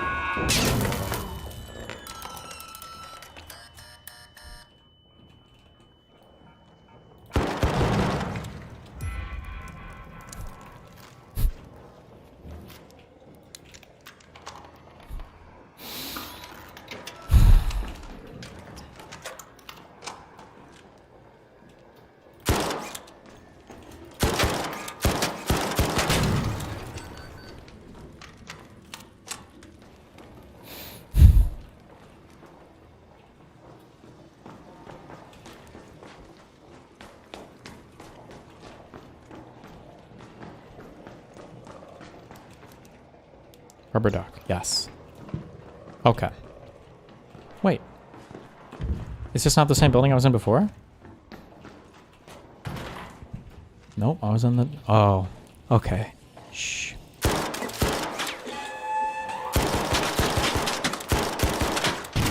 Ha!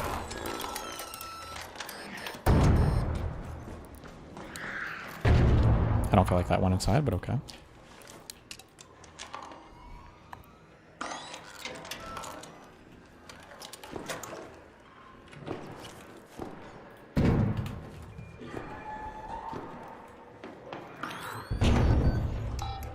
I help somebody.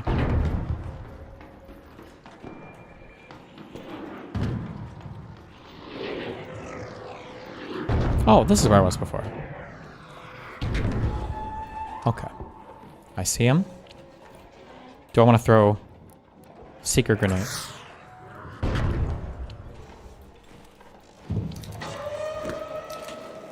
Are they going to seek him out? Is that doing damage?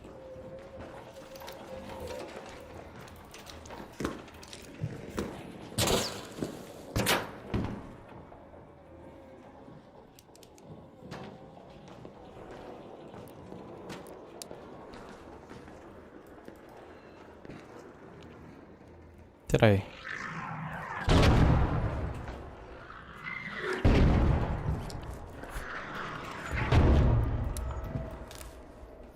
You need to pull the pin before throwing? No, shut the fuck up.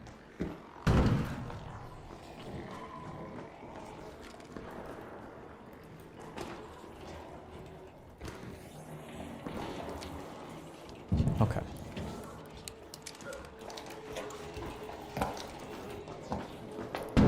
Hello, Raider. These are definitely doing tons of damage. I can tell. See, I hear it. This guy just took so much damage. Where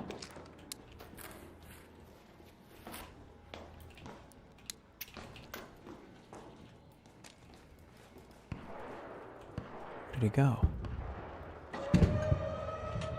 I can't see.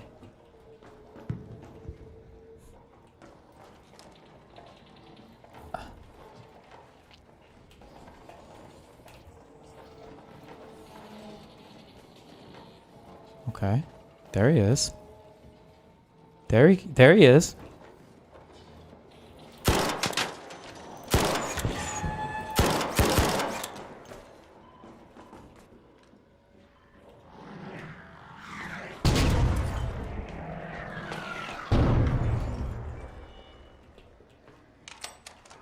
Fuck, did I not bring enough ammo?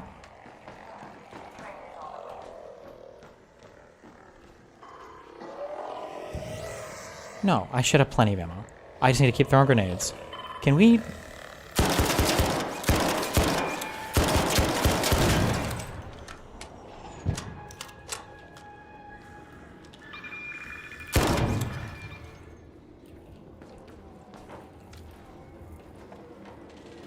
Can you come over here?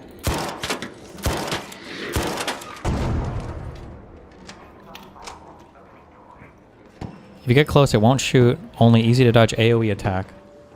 I don't believe you. Shut the fuck up.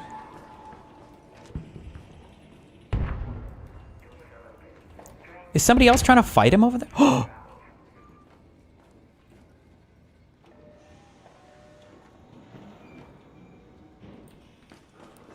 Wait, I can't tell if somebody's trying to fight him or not.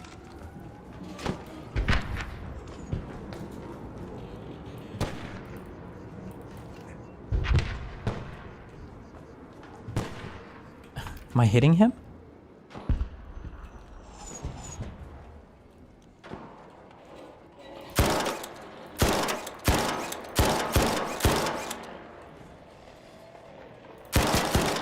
Stop. Okay.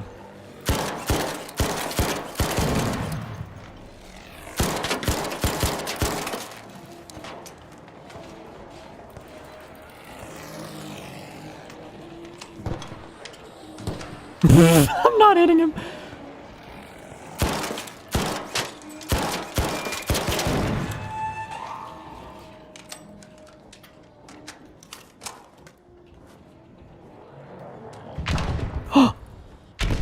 Ooh.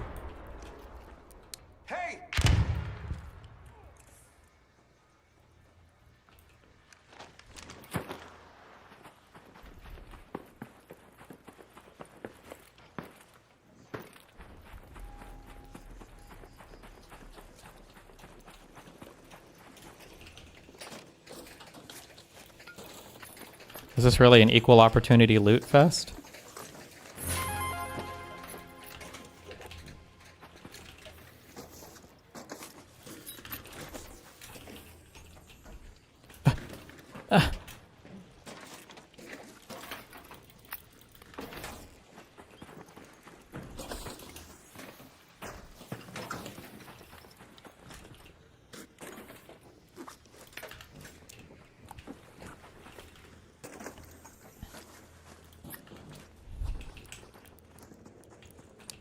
I owe you one.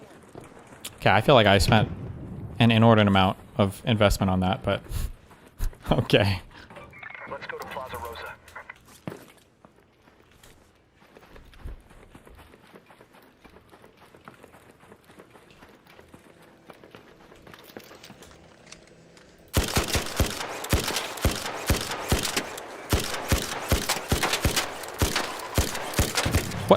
This gun is nowhere near as strong as I thought it would be. Wait, did they actually...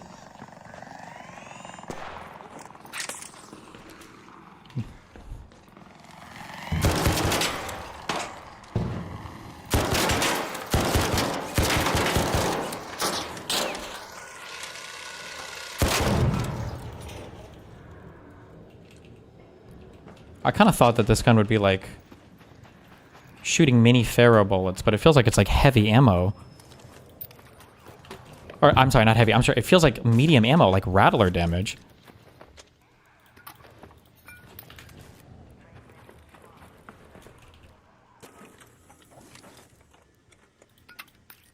Ew. That gun is ass.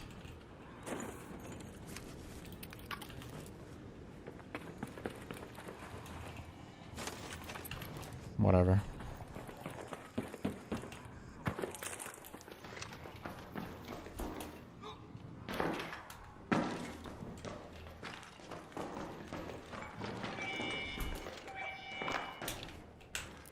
Hey, Raider!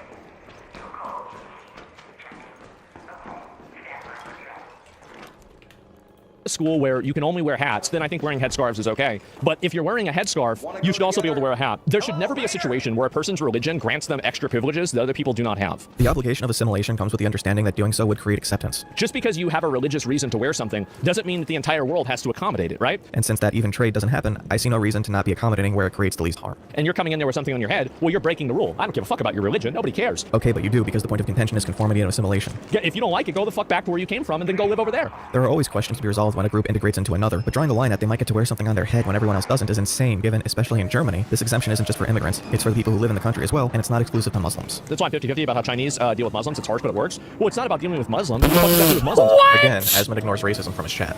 During this, Asmon is asked whether doctors should get religious exemptions for procedures they don't want to perform. It's not tricky at all. You shouldn't be telling a doctor to do anything that goes against their own morality. So whether that is an abortion, whether that is something else, what?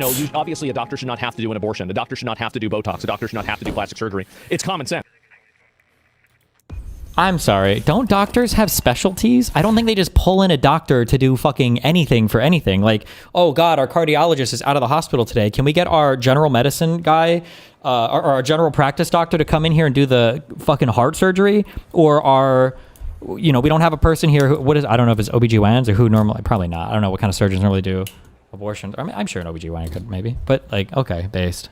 That's right. If the state creates an expectation of a minimum standard of care that would be provided by a medical service or practitioner, and that service or practitioner refuses to provide it, leading to harm, then they are the ones doing something wrong. It is on the practitioners to opt out of providing the overall services if they are against the individual ones, because that creates the potential for greater undue harm to patients than if they were obligated to do them all, especially when you can simply opt into a specialization that doesn't include what you're against. A neurologist doesn't have to do heart surgery, but if you're a heart surgeon who doesn't believe in using animal grafts despite their efforts... You're saying Dr. House couldn't do all that shit? I do love that I think for like all the house doctors were like could do everything. Like I think Chase and Foreman were both doing like brain surgery and heart surgeries like in different episodes. It's like, Jesus Christ, you guys have a lot of fucking time.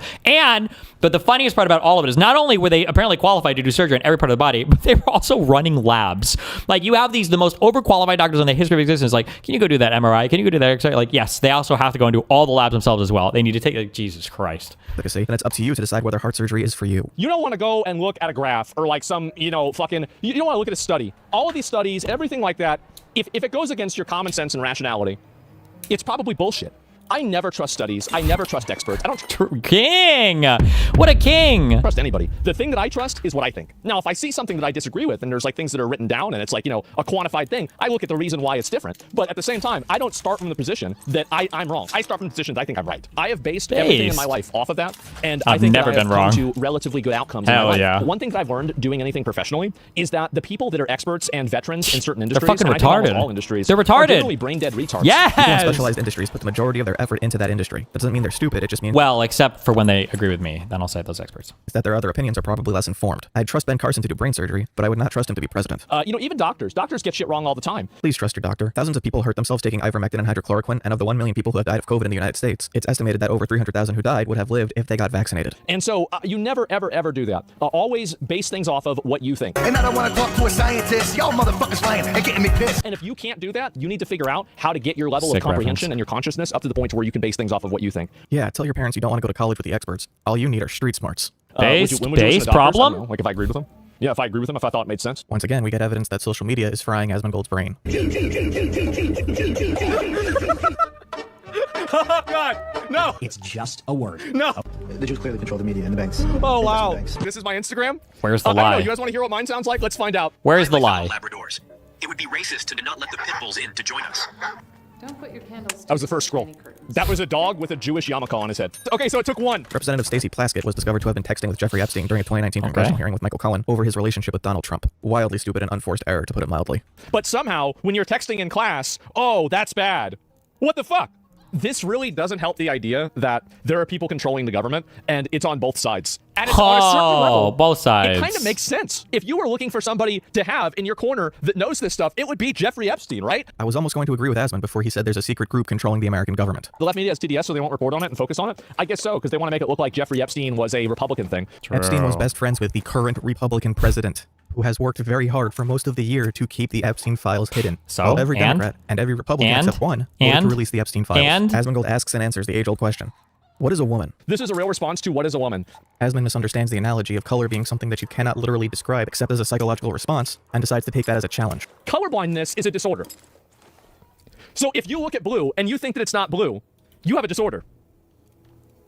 If you apply that same logic and argumentation to gender. Cool, being trans is a mental disorder. Even in those terms, the most effective treatment is still tolerance and acceptance. Also, in terms of that analogy, we provide services and systems that allow colorblind people to function in society on their terms, instead of forcing them to adapt to colors they can't see. We don't obligate social norms to what the average capacity of a person is. We create the means for everyone to participate, because that has always made things better for everyone.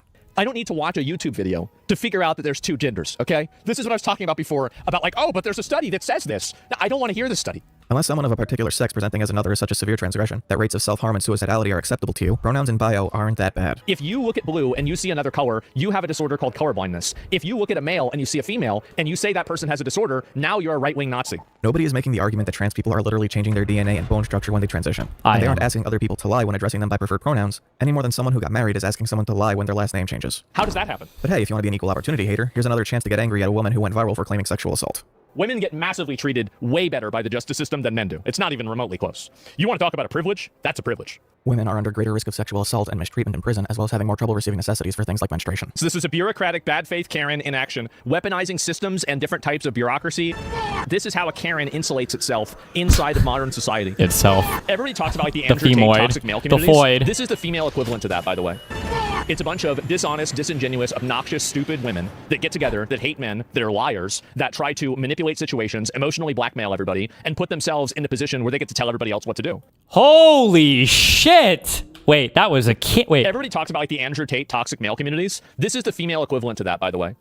Oh, he said he started off with female equivalent. I was gonna say that he just perfectly described his own kind of community, or like the incelish kind of communities. It's a bunch of dishonest, disingenuous, obnoxious, stupid women that get together, that hate men, that are liars, that try to manipulate situations, emotionally blackmail everybody, and put themselves in the position where they get to tell everybody else what to do. No, this is someone on TikTok. They are not indicative of a broader trend or ideology. They are just a video that's gone viral for being rage bait that gets picked up by people looking for an excuse to be mad at women because social media algorithms seek engagement, which is honestly the most appropriate word for it because Asmon is married to this belief. If you want to talk about toxic male behavior, that's fine. I think there is some of that. Okay. Sorry. Oh, I should have fucking blasted that dude. No, because he didn't blast me, even though I was shooting loudly. Excuse me. Okay. This is toxic female behavior. Okay, but you aren't talking about toxic male behavior. You're only talking about women. And now we have the Karens going to jail. Oh my God! I am so happy. Wow. The issue isn't that women can't be bad. It's that your audience doesn't make any distinction between the women who are Karens and the women who aren't. It's Karen until proven otherwise. I love how she thinks that she matters. You're a DoorDash driver. If you died tomorrow, they wouldn't even do it. They wouldn't even know about it. I could give you the statistics. And yet here you are obsessively talking about her, bruh. That show what the actual success rate of false accusations of sexual assault are. But why should I try to counter an anecdotal claim like that? Show me in numbers how there are so many Karens Karening all over that it would justify labeling them as an enemy of America. True. This is the enemy of America right here. It's not the Jews. It's not the black people. True. It's not the Middle East. It's not even all the Muslims. It's women. Obsessed virtue signaling, obnoxious, privileged Karens that will import every problem from the rest of the world into America. Jesus. And they will also manipulate, lie. That is the prime evil in America. Now, if he would just change that to white women. A lot of people want it to be Jews, but I think this is the real problem. Do you hate women? No, but I hate women like her. Oh, well, that certainly undoes saying that Karens are enemies of America. Hopefully you don't go into an explanation of why the Mexican protests you support all right because there's no time to not be anti-Semitic while the government is corrupt. And what if she is Jewish? Uh-oh. Puta Judea. I don't think that I need a translator for that one, okay, guys? I think I know exactly what that one means. We've reached the final level of the horseshoe as ASMONGOLD excuses anti-Semitism because the people doing it don't have time to not be anti-Semitic. People care about race. You might not like that. I might not like that, but it's true. And also, by the way, oh my God, the whole protest is anti-Semitic. Well, actually, okay, to be fair. Is there no spider? I caught this. Guys, I think I know who's been watching all those Instagram reels. Unironically, you have just figured out the problem I'm pointing to. People don't give a shit about these like weird tone policing rules whenever they don't have any fucking food and they can't live in a way that has any degree of dignity. And many of the revolutionists are furious that a woman who is not a Catholic... No, spider! Sorry, these things matter to people. You might not like that reality, but you still gotta live in it. They're a bitch Jew, of course it's relevant. Yeah, of course it does. Representation matters, right? Yeah, of course. Do you think people are gonna call them anti-Semitic in the US? They already are. It's just horseshoes all the way down. And you guessed it, more women on the internet are bad. Ronaldo doesn't understand this maybe, but there's a bunch of fat, ugly, disgusting middle-aged women that are on social media. They want you to replace your audience of other young guys that like abrasive, edgy, funny, just general male humor. We get it. You don't like it when mom tells you to go to bed. These are the women that are in the PTA. They're in the fucking, they're in the HR department. They're the ones in the PR department. They're the ones complaining to your boss. They're the ones in the, Bro, in the bureaucracy. Okay? This is what they do. It's like train wrecks 2.0. Oh God, he admitted. Imagine me going on Twitter and some retarded hog says on social media, oh, you shouldn't say this. Shut the fuck up, bitch. You're gonna tell me what I can and can't say. Who the fuck are you? And it's also, I don't want to make people think it's all women doing this. Like, this isn't like a men versus women thing. He says before. Our feminist men too. The happiness of a Karen is the same principle as of a vampire. And did this stupid bitch block me? I'll stop taking part in toxic politics whenever left-wing people stop calling you a Nazi or a Hitler or a fascist whenever you want to enforce immigration law. Once again, the topic of misleading data about left-wing versus right-wing violence comes up, and a chatter actually calls Asman out when he says he doesn't trust the government. Riding hard for the government? What the fuck does that even mean? It means that you're okay with blowing up Venezuelan boats without evidence, deporting people without evidence, cutting government programs that have showcased decades of benefits in international diplomacy and trade, and every other thing done by Donald Trump while declaring that he is completely innocent of any wrongdoing despite being the closest person to Jeffrey Epstein amongst every person connected to him. I think you choose what to trust. I do. Absolutely, I choose what to trust. You should try it sometime. It would help you. Help has a very loose definition here. Hassan in China. The problem with what Hassan is saying is that I very strongly agree with most of it, but I don't agree with part of it. Once again, I am shocked that Asman can accurately explain a concept. Not because I think he's dumb, but because you think it creates some cognitive dissonance. I think he's right that the best antidote to xenophobia is experience. A lot of us have probably had that happen ourselves, where you met somebody from a country that you had a predisposition towards, like positive or negative, and that person changed your predisposition by talking with them. But at the same time, the actions of a government do not represent the will of its people necessarily, especially in countries like China, Russia, or apparently Mexico, right? But then he's back to Eighth Amendment violations. Can we just do lashings instead? No, I don't want to. I mean, okay, I think that there's a place for creative kinetic punishment. Recruit trainee John Rico was sentenced to administrative punishment. 10 lashes. You've got to really save that. That way it has a lot of, it has emphasis when it happens. And while looking at a propaganda video of China's surveillance technology, Asman mentions his perspective on police clearance rates and how the world combats terrorism. I'm not sure about that. The murder solve rate's only 70%. If we had the surveillance in our home country, I feel like it'd be higher. No, it's not. Do you want to know why they don't solve a lot of cases? It's because they don't care. Solving murders is actually really hard, and the reason you see people who commit heinous crimes getting caught isn't because Clarice spoke to Hannibal. It's because the people who do those crimes are usually really stupid. CSI technology looks so advanced because of how intensive it needs to be to scrape information out of a crime scene, which is indicative of the difficulty. Don't forget when they blew up all those blew up all the pagers and wiped out the terrorist organization in one day. They could stop all those terrorists. They choose not to.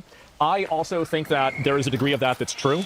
The pager attack, while impressive as an operation, did not wipe out Hezbollah. Israel is still bombing Lebanon because of Hezbollah activity. I mean, I think this is badass. I'm going to be honest. This is crazy. And, like, we need to have this for some people to do things here, too. Like, I'm not saying I want a surveillance state. But everything you've said you wanted the government to do requires a surveillance state. I don't know if it's just where I live or not, but ever since that whole Epstein thing started getting popular, I've been seeing, like, way more lizards. And then we go back to Mexico for a Fox News interview with these two right-wing nutjobs who do a podcast. And before you think I'm calling them right-wing nutjobs as a dismissive insult. Concretamente estamos en guerra contra una familia que en la declaración de Balfour es la que fundó el Estado de Israel, que podemos hablar de eso, que es la familia Rothschild, ¿vale? Y esa familia concretamente nunca ha sido auditado su patrimonio. Entonces, Elon Musk tiene más ni de coña. O sea, ni de coña. Elon Musk no es la persona más rica del planeta. Let me guess, he never actually proves these guys wrong, does he? Como no sabemos verdaderamente qué es lo que tienen y qué es lo que dejan de tener, porque han diversificado en esta estructura bursátil todo su poder y todo su monopolio, que lo tienen. What is he saying? I don't want to read? He's just asking good questions about wealth and Jews and Elon Musk. Okay. Entonces yo digo, es que no puede ser solo el dinero, aquí tiene que haber algo más metafísico, tiene que haber algo más espiritual, tiene que haber algo mucho más profundo. Y ahí es donde entra el tema de vamos a juzgar qué es lo que ellos atacan siempre. Siempre atacan la moral católica, la moral cristiana. Y Jota, dos puntos ahí muy interesantes. La parte del capitalismo, que tienes opiniones muy diferentes a lo que la gente común piensa acerca de, pero esta parte de Jesús, de Cristo, de los católicos, de esta guerra en contra del catolicismo. ¿Por qué crees que hay tanto odio en contra de Jesús? En contra del verdadero Dios. Porque es lo que daría mayor poder a las personas para no ser controladas. Did Fox even check what these guys talk about on their podcast? I'm sure there's like a degree of partisan politics that's attached to everything, but this is primarily a identity revolt rather than a political revolt, which is insane. Once again, Asmon misunderstands the capabilities of the U.S. military. If you put experienced Navy SEALs and generals that actually want to end this war, how long do you think it would take them to totally figure out, map out, and completely eliminate every single one of those people? I would say less than 6 months. This is the exact same line of thinking that got the U.S. stuck in Iraq for over a decade. It's at 2 weeks, yeah. I mean, come on, guys. What are we talking about? And then Asmon says he'd support regime changing Mexico if their police started shooting protesters. Basically, regime change their government. Which, I mean, by the way, I would support that. I would completely support that. King. There's no way that we should have a country that is a bordering country of ours that is a PvP where we server. don't control speculate, but I think this belief is downstream their of government. thinking that Venezuelan boats are okay to blow up as well. What's the goal when I get through? You don't want to know. What do you think? What do you think happens? What do you think happens when they get through and they get to all the people in the government? 1, 2, 3. I know that one. This is something I didn't talk about yesterday, is that the media is part of the Uniparty. And the Uniparty is the one thing that they are more afraid of than anything else is for identity politics to die. Wow, true. And a protest like this is a protest that transcends identity politics. I think the BBC is a totally biased, completely partisan network. You shouldn't trust anything that they say. They're total bullshit, and they're all liars. Because Trump said... I know that everyone here Unlike will soon Donald be Trump, marching though. over to the Capitol building to peacefully and patriotically make your voices heard. In a speech that also included... So, let's have trial by combat. We will never give up. We will never concede. Because you'll never take back Never our country surrender. with weakness. Where's the You have Ted to Cruz show video? strength and you have to be strong. We will not take it anymore. And we fight. We fight like hell. And if you don't fight like hell, You're not going to have a country anymore. True. was a group of people assaulting cops to force their way into a building, and based on your reaction to the rioting in Mexico... They're January 6ing. I'm proud of them.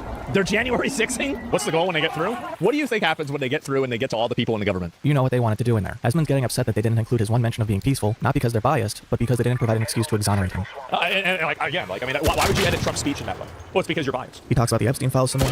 It's nothing we haven't heard already. Yeah, he's mentioned, but that doesn't mean that he did anything wrong. If it's a hoax, then just release it and show everybody that it's bullshit. Like, I don't even understand the logic here. And while Marjorie Taylor Greene tries to pivot towards not being a Jewish space laser nut job, Asmon sees her as capitulating to the media and creating a permission structure for people to move away from the right. His phrasing is a little word salady. Maybe you get something different. This is what mainstream media does, is they try to manufacture consensus by having a degree of, like, kind of, they create an ecosystem that allows them to manufacture consensus about different issues. And I think this is a good example of them doing that. But the point is that he doesn't think the left will accept her because she used to be in the bag for Trump. It doesn't matter how many apologies you do. It doesn't matter anything. You will always be the Trump person. Like, the boats are burned. The bridge is burned. It's never going to happen. Like, the problem is these people are, like, defined by purity testing. That you're not going to apologize to them and then have them vote for you. It's not purity testing to say that someone who rode the wave of QAnon to get elected to Congress and harass school shooters needs to do more to show that they've had a change of heart. Not every judgment is based solely on in-group, out-group. Trying to apologize and capitulate to Democrats or leftists will never work. It will never work, and it will only make people more frustrated with you. To be clear, this messaging is what makes it so hard to reach people. The idea that you won't be accepted, so you might as well entrench yourself on one side regardless of what actually happens. If you agree with a lot of what someone like Kyle Kulinski wants for the country, then you aren't capitulating because the plans being put in place are still intended to go in the same direction you want, and your input will be appreciated. Being conservative isn't, in itself, a bad thing. Obviously, a lot of people on the far left on the internet have a maximalist view of things and say that you're immoral if you don't want to spend all of the money on all of the things, but they're taking hypotheticals too literally. We need people with reasonable expectations of budgetary, economic, and even social changes so that we can take time and use experimentation to get things right. The cultural war nonsense has infected every debate and dialogue such that every possible point of negotiation becomes a hill to die on, and that has allowed more and more extreme people to get away with worse and worse things. If I told ASMONGOLD 5 years ago that Trump was using the military to kill people in the middle of the ocean on the premise of them being terrorists without proper evidence, he would say that's bad. But now, if he doesn't defend that, then the rest of the defenses collapse. True. You can think that people knowingly trafficking drugs like fentanyl in the United States deserve to die on the spot, but you should be able to recognize that allowing the state to actually do that is an opening for much worse abuses of power. And when those abuses happen and they're defended, the abuses can once again get worse. At some point, you have to say that even though I'm not against what's happening, I don't want something worse to happen in its place. I think that in 2026, if they have the midterm elections... The fact that you'll say if we still have elections is exactly why people take issue with your politics. Jesus. What's wrong? What's wrong, fat bitch?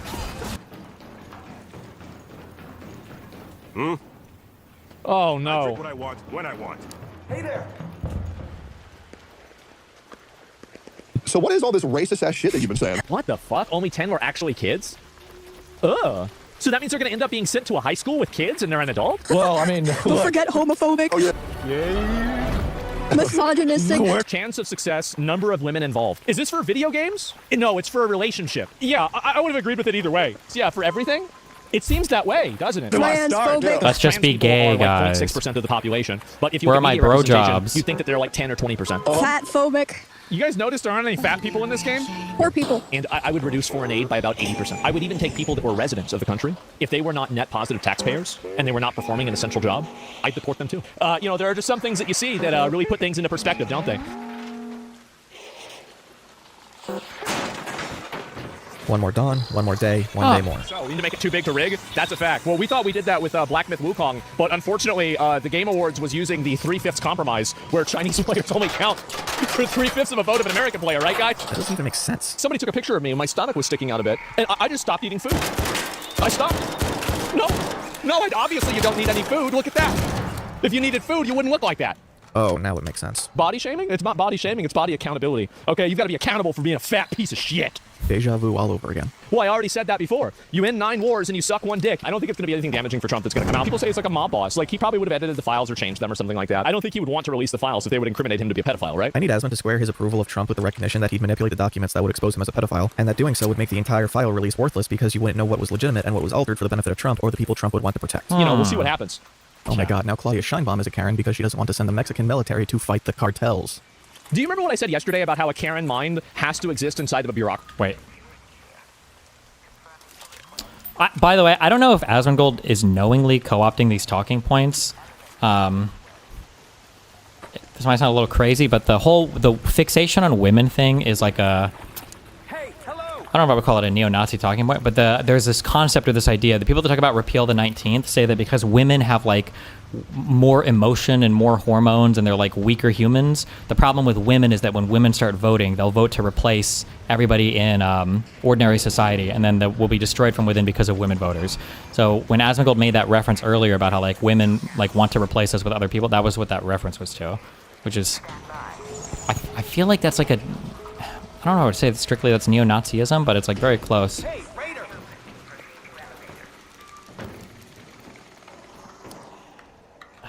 I can't see.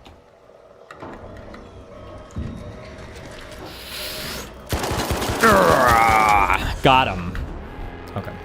Like a bureaucracy and the mind of a Karen are one and the same thing. This is it. So let me get this straight. Because the law says you can't go after the people that are causing problems, then I guess we just have to let the people cause problems. No, you change the law or you ignore it. If you have a rule and the rule leads you to chaos, what reason do you have the rule for? Because we're not all Anton Chigurh thinking an Yeah, I was going to say, hello? Okay. Absolutes about a coin toss dictating life and death. Never actually give a fuck about rules, guys. Like, every rule can be changed. Every rule was written by a council of old geriatric retards. Obviously, you have to follow the law as an individual citizen, but whenever you're talking about like how to change your country and how to improve your country, you should not look at the existing rules and say, well, that's as far as we can go. Does he realize this perspective completely undoes literally every argument that he's made about immigration that isn't justified by cultural bias?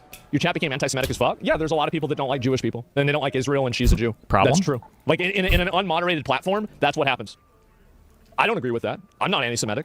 I don't even really like. I don't like what Israel's government's doing. I think Israel's government's problematic in a lot of ways. But if you want me to go around and like ban every single person that said something that you might see as anti-Semitic, that's just not going to happen. Like, if you think they're saying something bad, just report them. And the crazy stuff does get banned. I don't want to hear this. I don't care about this. The words mean nothing to me. Okay, like don't waste my fucking time. You're not personally anti-Semitic, but you're not willing to actually do anything about anti-Semitism within your sphere. Yes, that's right. So if you kill the people that are being violent, then you're just going to have more violence. No. So at first they came for the cartels, and I didn't speak out because I wasn't part of the cartels. And after that, they came after the drug dealers and murderers, and I didn't speak out because I wasn't a drug dealer and murderer. And then after that, they stopped coming for people because the problems went away. You have completely missed the point, and also that was anti-Semitic, so good job. Why do I need to explain that it's actually much harder to deal with people who have guns than just throwing the military at them? That there's a real human cost to these choices, and that we should be wary of leaders who are so enthusiastic about their willingness to throw people in the meat grinder just because overall you have more to expend. Oh, by the way, fascism is when the government is controlled by a paramilitary organization that kills people extrajudicially. That is not what fascism is. More hating women. That's right, you stupid bitch. Get out of here. Actually, you know what? Let me give you a rundown. Wikipedia says fascism is characterized by support for a dictatorial leader. I don't think it's going to be anything damaging for Trump that's going to come out. Centralized autocracy. 250,000 government workers overall. Nobody fucking critical. Good. It should have been more. Militarism. Because it's the right thing to do. It is. Absolutely. Blow up the boats. Forcible suppression of opposition. Hey, I have a fucking, like a directive, a mandate by God, okay? To get rid of as much of this woke millennial slop that I possibly can. And that's why I do it, by the way. I do it because I know it bothers them. It upsets them and it bothers them and it scares them. And I will continue doing it until they stop doing the things that I don't like. Okay. Belief in a natural social hierarchy. I would even take people that were residents of the country. If they were not net positive taxpayers and they were not performing an essential job, I'd deport them too. And so guys should have a complete monopoly on making games? Yes. subordination of individual interests for the perceived interest of the nation or race. I would want to use the military to deport every illegal alien in the country. I would want to bring back insane asylums and put crazy people in insane asylums. So just put them in jail. Simple. And strong regimentation of society and the economy. And if girls want to make games, they should make their own games. You have Stardew Valley. You have Animal Crossing, you have Pokemon. Opposed to more left-wing ideologies such as democracy. Okay. I think that in 2026, if they have the midterm elections... Britannica says the characteristics are extreme militaristic nationalism. Not in the Western Hemisphere, not in our backyard, because that destabilizes trade, it destabilizes economies. It's the security of the United States at stake here. Contempt for electoral democracy. They're January 6ing, I'm proud of them. They're January 6ing. A belief in a natural social hierarchy and the rule of elites. Elon Musk took over Twitter, fired 80%... Wait a second. Yeah, I'm starting to think this ASMONGOLD guy is not a very good dude. ...of the staff, and nothing changed to the product. In fact, I think the product got better. And a desire to create a German word that I'm not going to try pronouncing. If you have a rule, and the rule leads you to chaos, what reason do you have the rule for? And now we have the Karens going to jail. Oh my God! Webster's defines fascism as a populist political philosophy, movement, or regime. And so you never, ever, ever do that. Always base things off of what you think. That exalts nation and often race above the individual. Then why the fuck do we keep importing people? That is associated with a centralized autocratic government. Because the law says you can't go after the people that are causing problems, then I guess we just have to let the people cause problems. No, you change the law or you ignore it. Headed by a dictatorial leader. And do you not feel bad for telling people to vote for him? No. No, he's done a lot of things that I agree with. And that's characterized by severe economic and social regimentation and by forcible suppression of opposition. And people like this, in my opinion, they need to be put in a mental institution and just kept there until they stop being crazy or they die. I don't know, either one. But yeah, it's not. And even if you take all of those as left-wing biased shills, Conservapedia says that the characteristics of fascism include a belief that the state is more important than the individual. So the U.S. government can read a license plate with a satellite, but you think that a Twitter post that said that the people were innocent is more accurate than that. A leaning towards authoritarian government and violence. If you steal from a store, instant mandatory prison time. Even if you stole. Preference for centralized economic planning. And if they don't want to get along with that, then I wouldn't give them access to the American economy and I would heavily tariff them. An emphasis on nationalism and national traditions. And you're coming in there with something on your head, well, you're breaking the rule. I don't give a fuck about your religion. Nobody cares. If you don't like it, go the fuck back to where you came from and then go live over there. Militarism. If you put experienced Navy SEALs and generals that actually want to end this war, how long do you think it would take them to totally figure out, map out, and completely eliminate every single one of those people? I would say less than 6 months. Information control and censorship. If it's a hoax, then just release it and show everybody that it's bullshit. Media propagation of the great leader, which demonizes and trivializes his critics. If you are intentionally redacting a name that was previously unredacted publicly, you're doing that because you're trying to mislead people. And a rejection of both free enterprise and socialism in favor of corporatist economic policies. Good. They weren't doing their job. The characteristics of fascism also include rampant cronyism and corruption. Yeah, he's mentioned, but that doesn't mean they did anything wrong. As well as rigged elections. If they have the midterm elections. And a general disdain for free speech and human rights. A human rights violation. According to who? Somebody who disagrees with you? True. Oh, okay. True. Well, let's just listen to them tell you why you're wrong. No, I don't think so. Fascism has several tenets to it, with enough fluidity between them that no pillar is truly central until it needs to be, and then it can be replaced with another depending on what is necessary at the time to placate the masses. You might have... True. Wait, hold on. I need to focus on this. I can't listen to this. I'll do this one second. I've always said this for a long time for conservatives. I think we're way past the point now where it's like, if you just describe socialism, or oh, he said hi. If you just describe fascism in like other terms, like they'd be fine with it. Just don't use the word fascism, but like just describe all of the other things related to it, and most like conservatives would be okay with it. I think we're pretty well into that now with Lay Trump.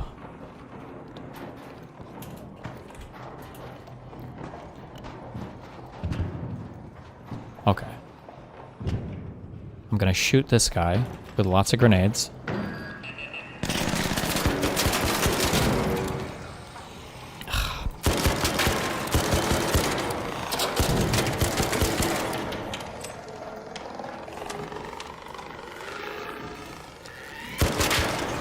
Are you serious?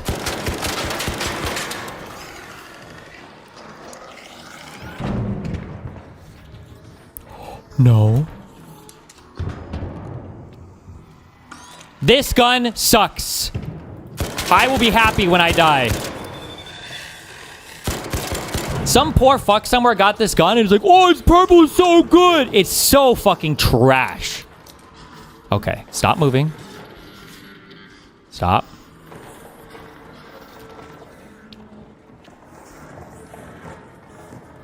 Does he ever stop?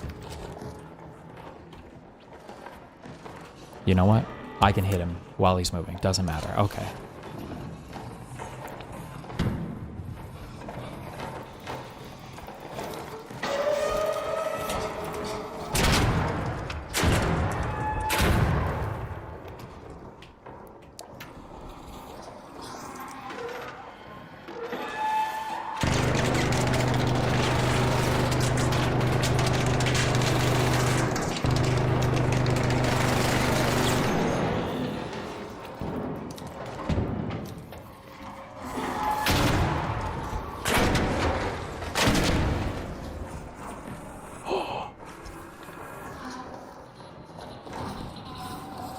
Really?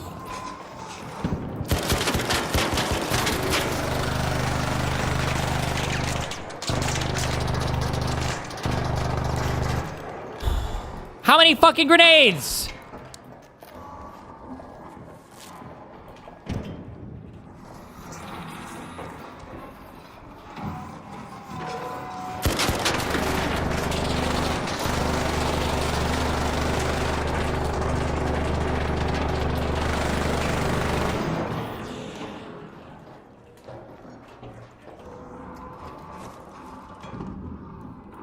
It takes like 20 if you don't hit its weak spots.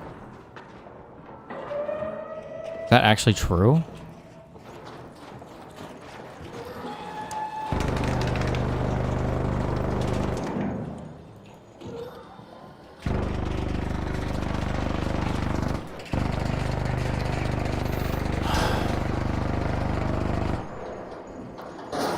Hit weak spot for maximum damage. Do you have to hit the weak spot with the grenade?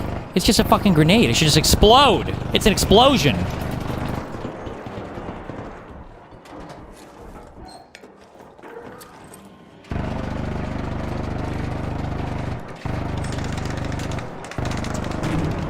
Oh.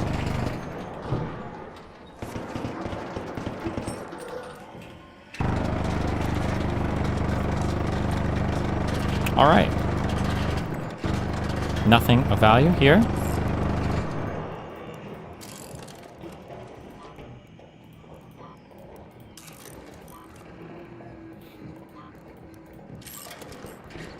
Okay. Hold on. That back spot. What? It blew up. Nope.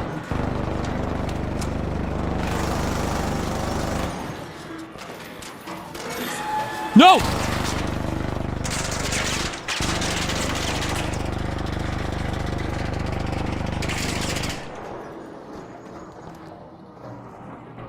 Can somebody else shoot it, please? Hello?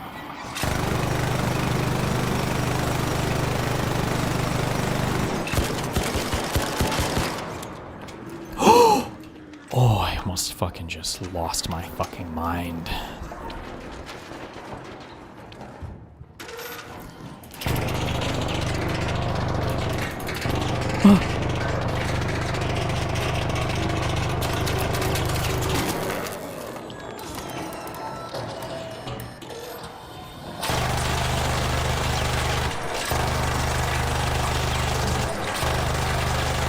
Oh my god, there's a hero!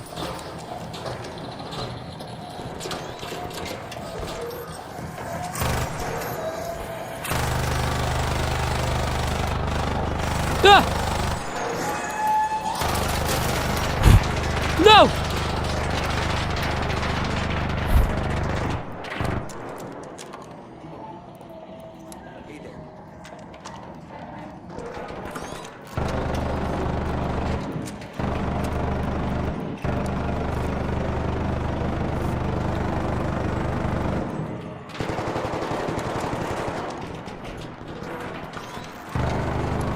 Let me just waste all my medical supplies.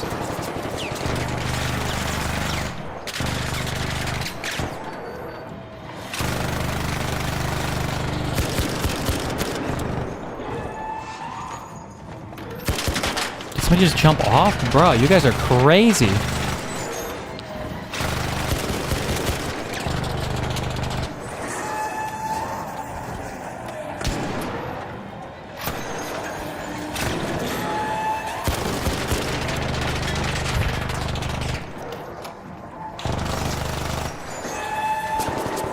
The fuck was that? Oh, that poor guy, the hero down there.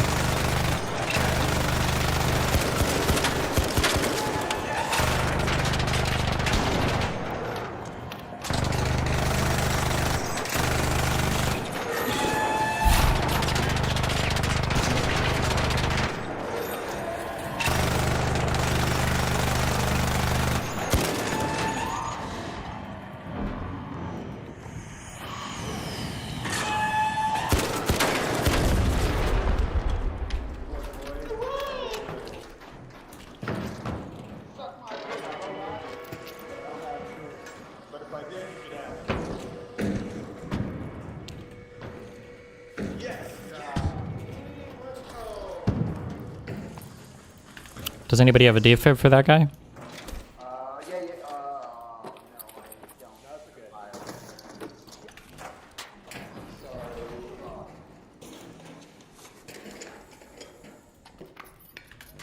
Hello?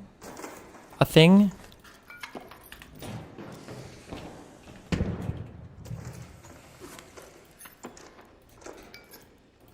One thing?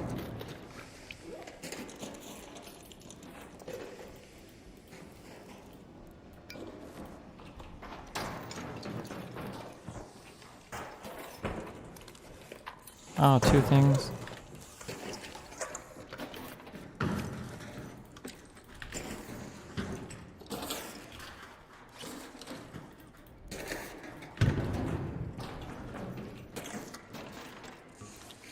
Three things. Actually, that was good for me. Holy shit, actually, I got out really good here.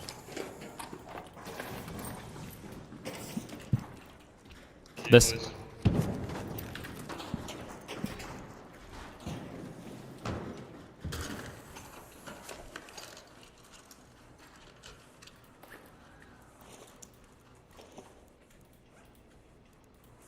Damn, this guy had some shit.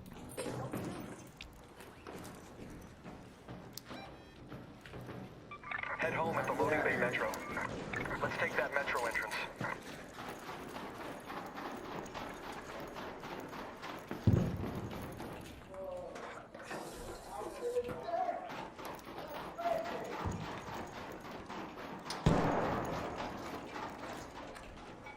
Go to the spaceport and hunt them there with 2 to 3 tailblazer grenades.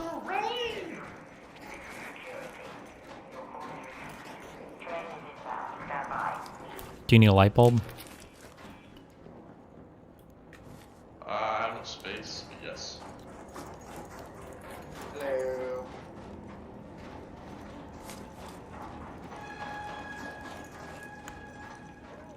Give him a core? Bruh, I spent 4 million nades on it. That's my kill, motherfucker. Thank you, but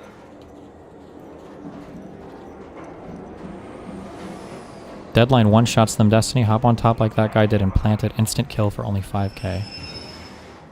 Do you buy deadlines? I got your 6, brother. Look at me going. Once heard that fascism meets an enemy that is simultaneously strong enough to negatively affect your life, but weak enough that it can be easily fought and defeated. This is the enemy of America, right here. This is the means by which that enemy is created, and the populace is held in a constant state of war against them. When a pillar is moved, so too is the definition of the enemy. We need to start looking at people that are crazy, and we need to put all the crazy people in a box that says mental institution, and we just keep them there. And then everybody else can live in paradise. We just need to keep women out of things that I don't like. Yes. Strictly enforce the law on immigrants and the mentally ill, which includes queer people. Yeah, it's too brutal. We'll make them do big rocks and little rocks. Well, yeah, I don't think we should kill them. I don't think so at all. It's a waste of labor. Bully people into conformity. It was a psyop by fat women to make their body types seen as attractive in the public eye. Lie when it benefits you. Lie on your resume, lie in your interview, lie in your tutorial, lie while you're doing your job. And the only time you don't do that is if it's against the law. Terrible advice. That worked for me. Don't trust a decadent elite. One thing that I've learned doing anything professionally is that the people that are experts and veterans in certain industries, and I think almost all industries, are generally brain-dead retards. Embrace the traditional level of anti-Semitism. If they want to unban Sneeko, I'd be fine with that. I like Sneeko. I think he's a great guy. I don't agree with everything he says, obviously. Down with the Yahud! Down with the Yahud! So, yeah, I think they should unban him. Why wouldn't they? It's been driving me fucking crazy because I just keep forgetting about it. And wait! Magnify! Yeah, ASMONGOLD has been... We gotta do a stream. Does he want me to reach out to him? I don't know if Twitch is ready for that one yet. Oh, God. Now, I will say it's not a matter of if, it's a matter of when. You're just making this up because you don't want somebody that you disagree with to be on the fucking computer, right? You're saying that Hitler was not a bad guy? If we're going to say Hitler bad, then I'm going to say Churchill bad, and I'm going to say Roosevelt bad, and I'm going to say they're all bad. But if we look at him as a product of his time in that moment... I think loving Hitler is bad. Absolutely, it's bad. Support conspiracy theories. Somebody else is running our government. Who? Fucking base. Absolutely 100% true. I completely agree with him. I mean, the answer seems to be clear. There's no question Epstein was working with Israel. Israel was gaining a benefit from him, but I think it could be possible that Epstein could have been an unwilling participant. Ignore the law so we can kill all the people who are causing problems. Epstein was innocent. They told him those girls were older. True. Every rule was written by a council of old geriatric retards. And then society will be perfect. Why does Asman take offense to being called a fascist? In the 1 week I've watched him, hell, just today, he has endorsed every core aspect of the ideology. And we just keep them there. And then everybody else can live in paradise. Also, why does the "and then we would have paradise" line sound so familiar? No, it's not women. No, it's not blacks. It's actually really complicated. No, it fucking isn't at all. Jews are running society, women need to shut the fuck up, blacks need to be imprisoned for the most part, and we would live in paradise. He's saying the same thing Nick Fuentes said. Everybody else is going to be, everything in the world is going to instantly get better. The whole world is going to improve instantaneously. We just put all the crazy people in a box, and then everybody else can go do what they want. And now I get this, I don't even know what that is. It's a bigger number. A yeller. What are these grenade things you're talking about? Can I buy them or no? Oh, grenades. XQC says ASMONGOLD has been pretty unhinged the last few months and calls his chat pretty radical. Maybe I take it a little bit too far. 1,000 damage. And I generally don't really explain what I think because I think that in doing so, you capitulate to people that are bad actors. Like, I think anybody going out there saying some crazy genocidal mass murder person is... Okay, if I jump on his back and I plant this and get away, he will die? That's what you're telling me. That's what you're telling me. Put this on his back and he will die. Can you craft it? No. Let's fucking do it. Let's try it. Fuck it, bro. It's good. I think that, yeah, you should probably get suspended for that. Again, like, I take somebody like him saying something like this about me, like, actually seriously, and I'll think about it, rather than, you know, like a Reddit thread or like a tweet or something like that, especially from somebody that I know doesn't even like me, doesn't even know me, right? And so that's it. When Mel Brooks took his script for the producers to his producer, they Lure grenade or showstopper? Isn't a lure grenade better? Context of characters in the story. I'm sorry, isn't a showstopper better? Because doesn't he blow up the lure grenade instantly? I think a showstopper is better. Because they said Hitler. Satire of Adolf Hitler, even if it was in the context of characters in the story trying to be offensive on purpose. Because they said Hitler is too strong, too menacing. How about springtime for Mussolini? This was 1966, and memories of the Holocaust were still fresh in the minds of people who had been liberated from the camps, as well as the soldiers who did the liberating. To make light of this was to make light of their trauma, and Hitler was the personification of it. But Mel pushed on and said it had to be Hitler, because he understood something they didn't, that the joke he was making wasn't at the expense of the audience. He wasn't really trying to make a joke at all, he was trying to reveal one. In The Producers, the characters are trying to put on a sincere performance of a show that glorifies Hitler, actual Nazi propaganda, but a last-minute substitution of the actor who plays the Fuhrer himself with the, cross-dressing director they hired for the play, meant that instead of a serious performance, they got a whimsical one. I don't need this. No, I do want. No, I don't need it. Now leave me alone. And that one change completely upends the context. It reveals the extent of the pageantry and the absurdity that made the Nazis' propaganda so effective.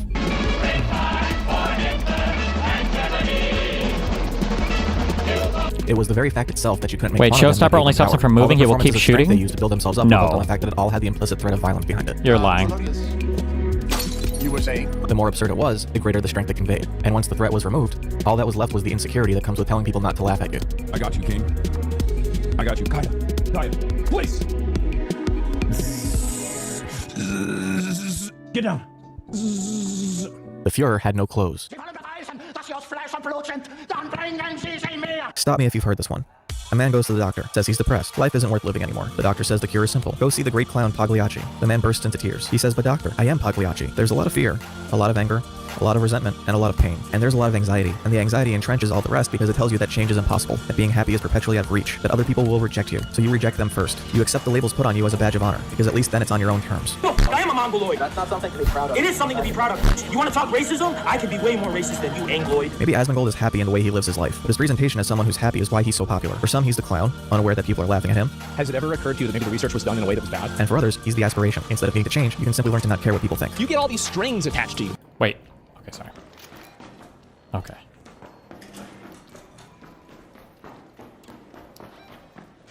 Okay, hold on.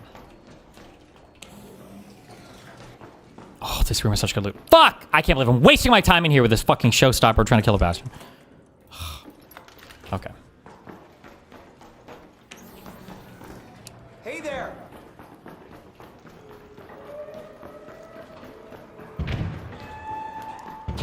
Okay.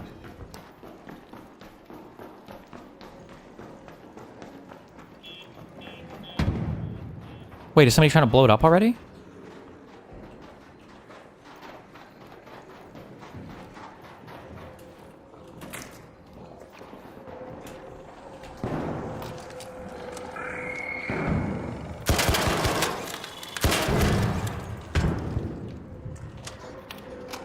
Okay. Whew. Okay.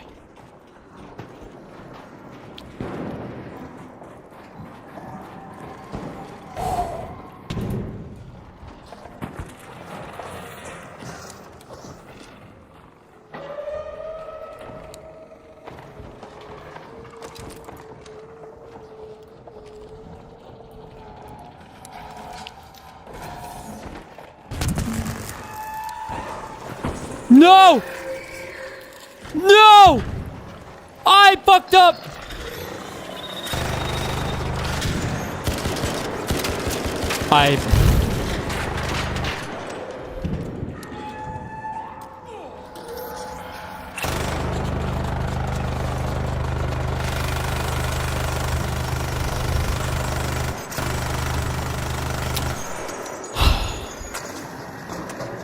Wait, why is he already dead?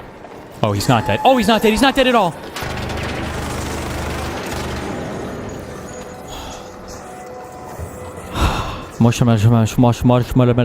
How to say the Arab prayers? Fuck. No, come back. Okay. Okay. Okay.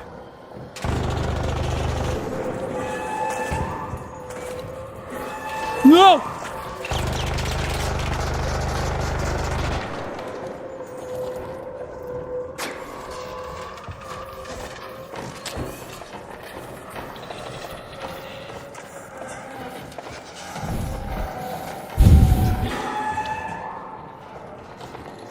No! Okay. Okay, shh. Do they have ears? Like, if I run, can they hear me? Do they, like, react to sound, or do they only react to things I see? You gotta climb on top? Do I need to put it on top of it, or do I need to put it on its back?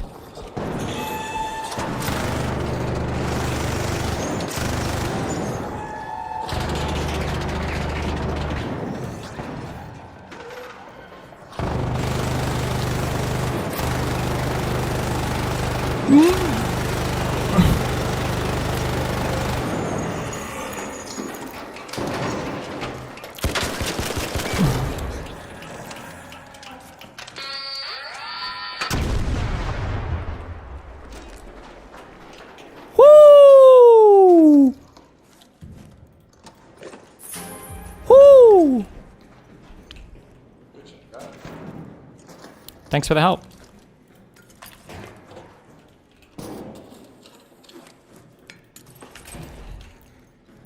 How many of these Bastion cores do they normally drop? I just need one more.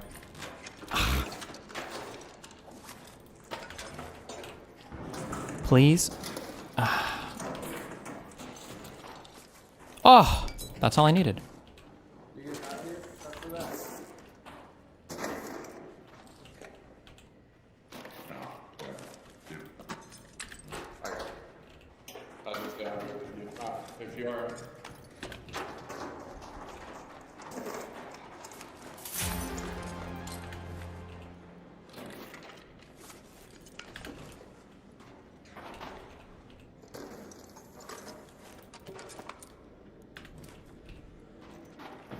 Whoo, God. Damn. Fucking toasted this thing. Give him a core. He left. Fuck him. I need this for Mootin.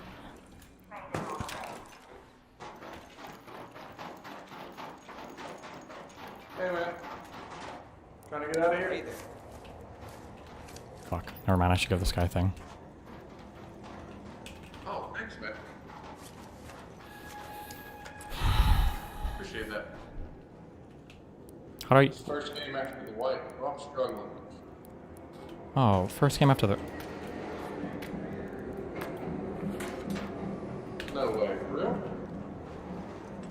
Thank you.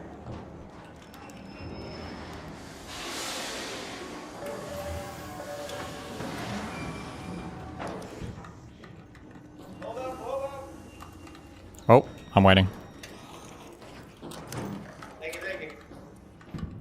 Thanks, man. Good look at your Happy holidays, That's what that guy sounds like. Okay. Jesus. Bro, And you get enough strings attached to you and you become a puppet. But no one is truly capable of doing that because we see other people as what they present and we see ourselves as what we feel. That's what self-talk is built out of. Your inner monologue uses the face of someone else to speak, but it uses your voice. If you're worried someone else will laugh at you, that's because you think something is worth making fun of. People going for stupid time? And that makes people put up their guard and reject vulnerability and deny themselves what they feel and what would make them happy. It's easier to be numb than it is to be sad. But really, you aren't numb because all that pressure you need to push down those feelings just makes them that much more forceful. I'm a nice, easygoing man. I might be a little bit indecisive at times. Lashing out at perceived slights, looking for some justification to allow yourself to embrace the negativity. The Sopranos was a show all about how Tony was constantly pushing down his feelings in order to force himself into the idea of who he wanted to be and how miserable it made him as a result. Breaking Bad is the same. Though it's practically every Martin Scorsese movie. We make ourselves miserable because we try to fit ourselves into other people's molds. And the more warped it makes us, the more we squeeze to try and fit. And so, like Asmon said about conspiracies, you feel worse, and so you put up more defenses, and that makes you feel even worse, so you put up even more. This is fun. And eventually, you're sitting alone, constantly needing to justify to yourself that this is okay, because everyone else is terrible anyway. And at that point, the solution shifts from putting up more guards yourself to getting everyone else to put up their own. And when everyone's super, no one will be.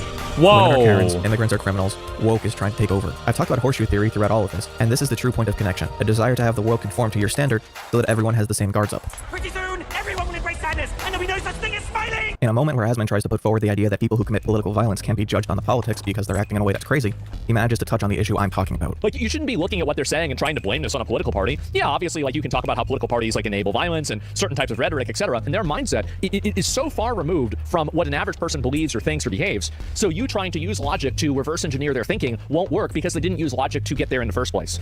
Asmon's touching on the idea that you can't rational someone out of an idea they got to irrationally. I don't think that's necessarily a universal truth, but I do think this is an awareness you need to have about yourself and your own understanding of how you come to certain conclusions. The fundamental issue Asmon misses here is that the rhetoric and political ideology are what create the thought process in people capable of committing violence. It's not that they couldn't find other excuses, it's that the ideology and the rhetoric are how people come to conclusions about how to live and how to act. Someone who isn't a Nazi wouldn't necessarily believe that it's heroic to sacrifice yourself in a blaze of glory for a cause dedicated to racial superiority, but when you're a Nazi, that's the goal. Politicians and pundits provide the means by which we can turn the inscrutable feelings we have about the world into something we can put words to. Some people will find themselves attracted to certain ideas and descriptions that satisfy certain feelings at the expense of others, and the result is that they won't ever be able to deal with the underlying problems they have, creating the frustration that leads to stronger outbursts. Some people find Jesus, some people find Alex Jones, some people find Antifa. Saying that someone's mental illness is the main culprit is thought terminating. It allows you to justify and hold on to a way of thinking that continues to ignore deeper problems you might have, instead of trying to reconcile what it is about your ideology that could drive people in that direction. Research doesn't lie, Jenna, unless us know what we're thinking.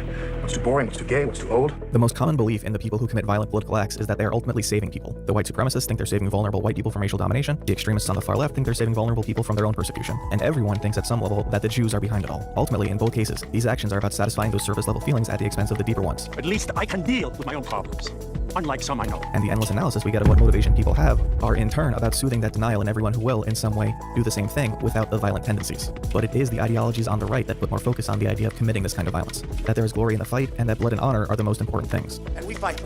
We fight like hell. And if you don't fight like hell, you're not going to have a country anymore. This is a story about big, hairy, muscular men killing each other and dying for honor, glory, tradition. And while we can find the fictional narratives that explore these beliefs fun, we have to recognize that when they're brought into the real world, they're destructive to how we interact with one another. In truth, it's a way to force people to feel the way you do, and there are people who will take advantage of that. I think that's the biggest irony here.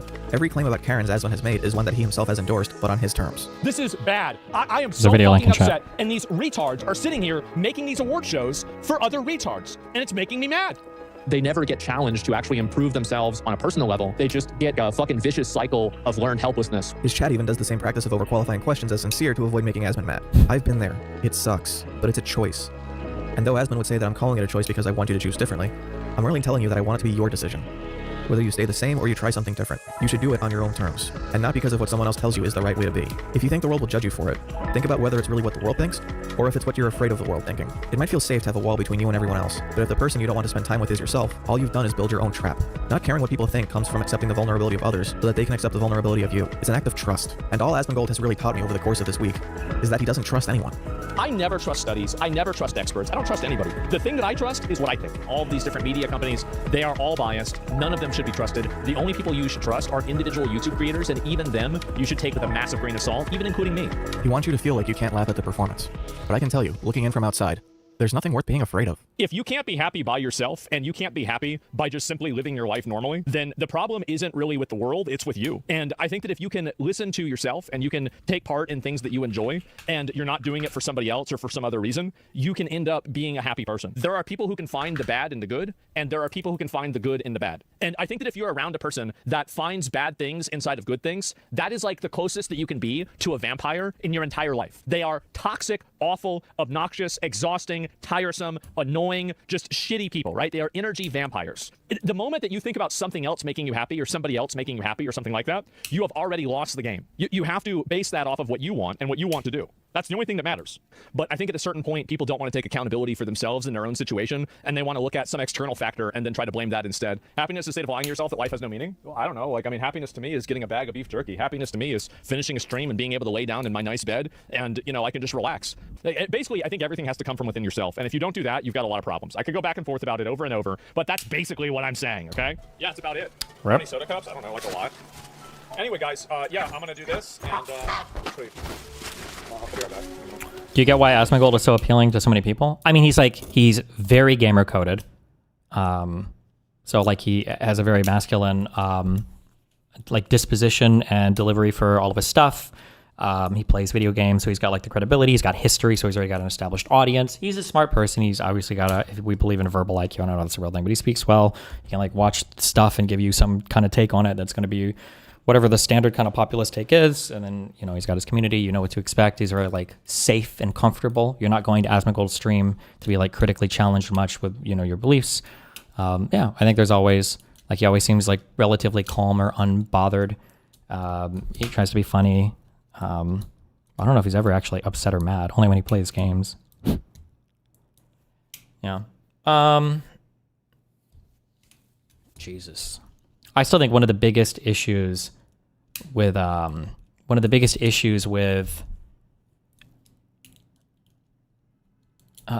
lot of these fucking content creators on Twitch is they just have they don't ever come into contact with people who disagree with them. Everybody is so fucking isolated now. Everybody's so tunneled into their own shit because they know that they can't reasonably justify, I guess, any other crazy beliefs than anybody else. And I think that when you get locked into that, then I think that you start to get more, like you get radicalized like very, very, very, very, very quickly. Where is the, there's some stupid video.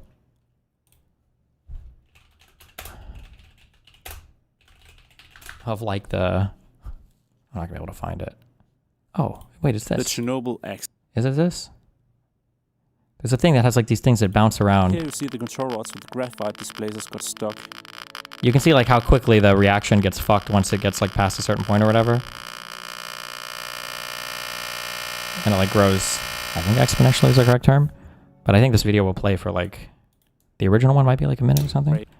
But like, like as soon as you, like you can have people that have different ideologies that interact with each other for months or years and years. And then as soon as you scuttle off into your own corner, I think like very, very, very quickly, you can start to get into some crazy fucking areas, which is not good.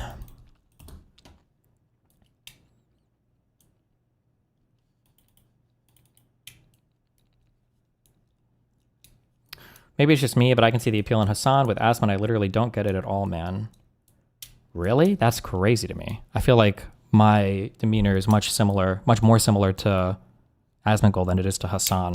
Like I feel like Vosh, me, Asmongold have like a similar demeanor or disposition.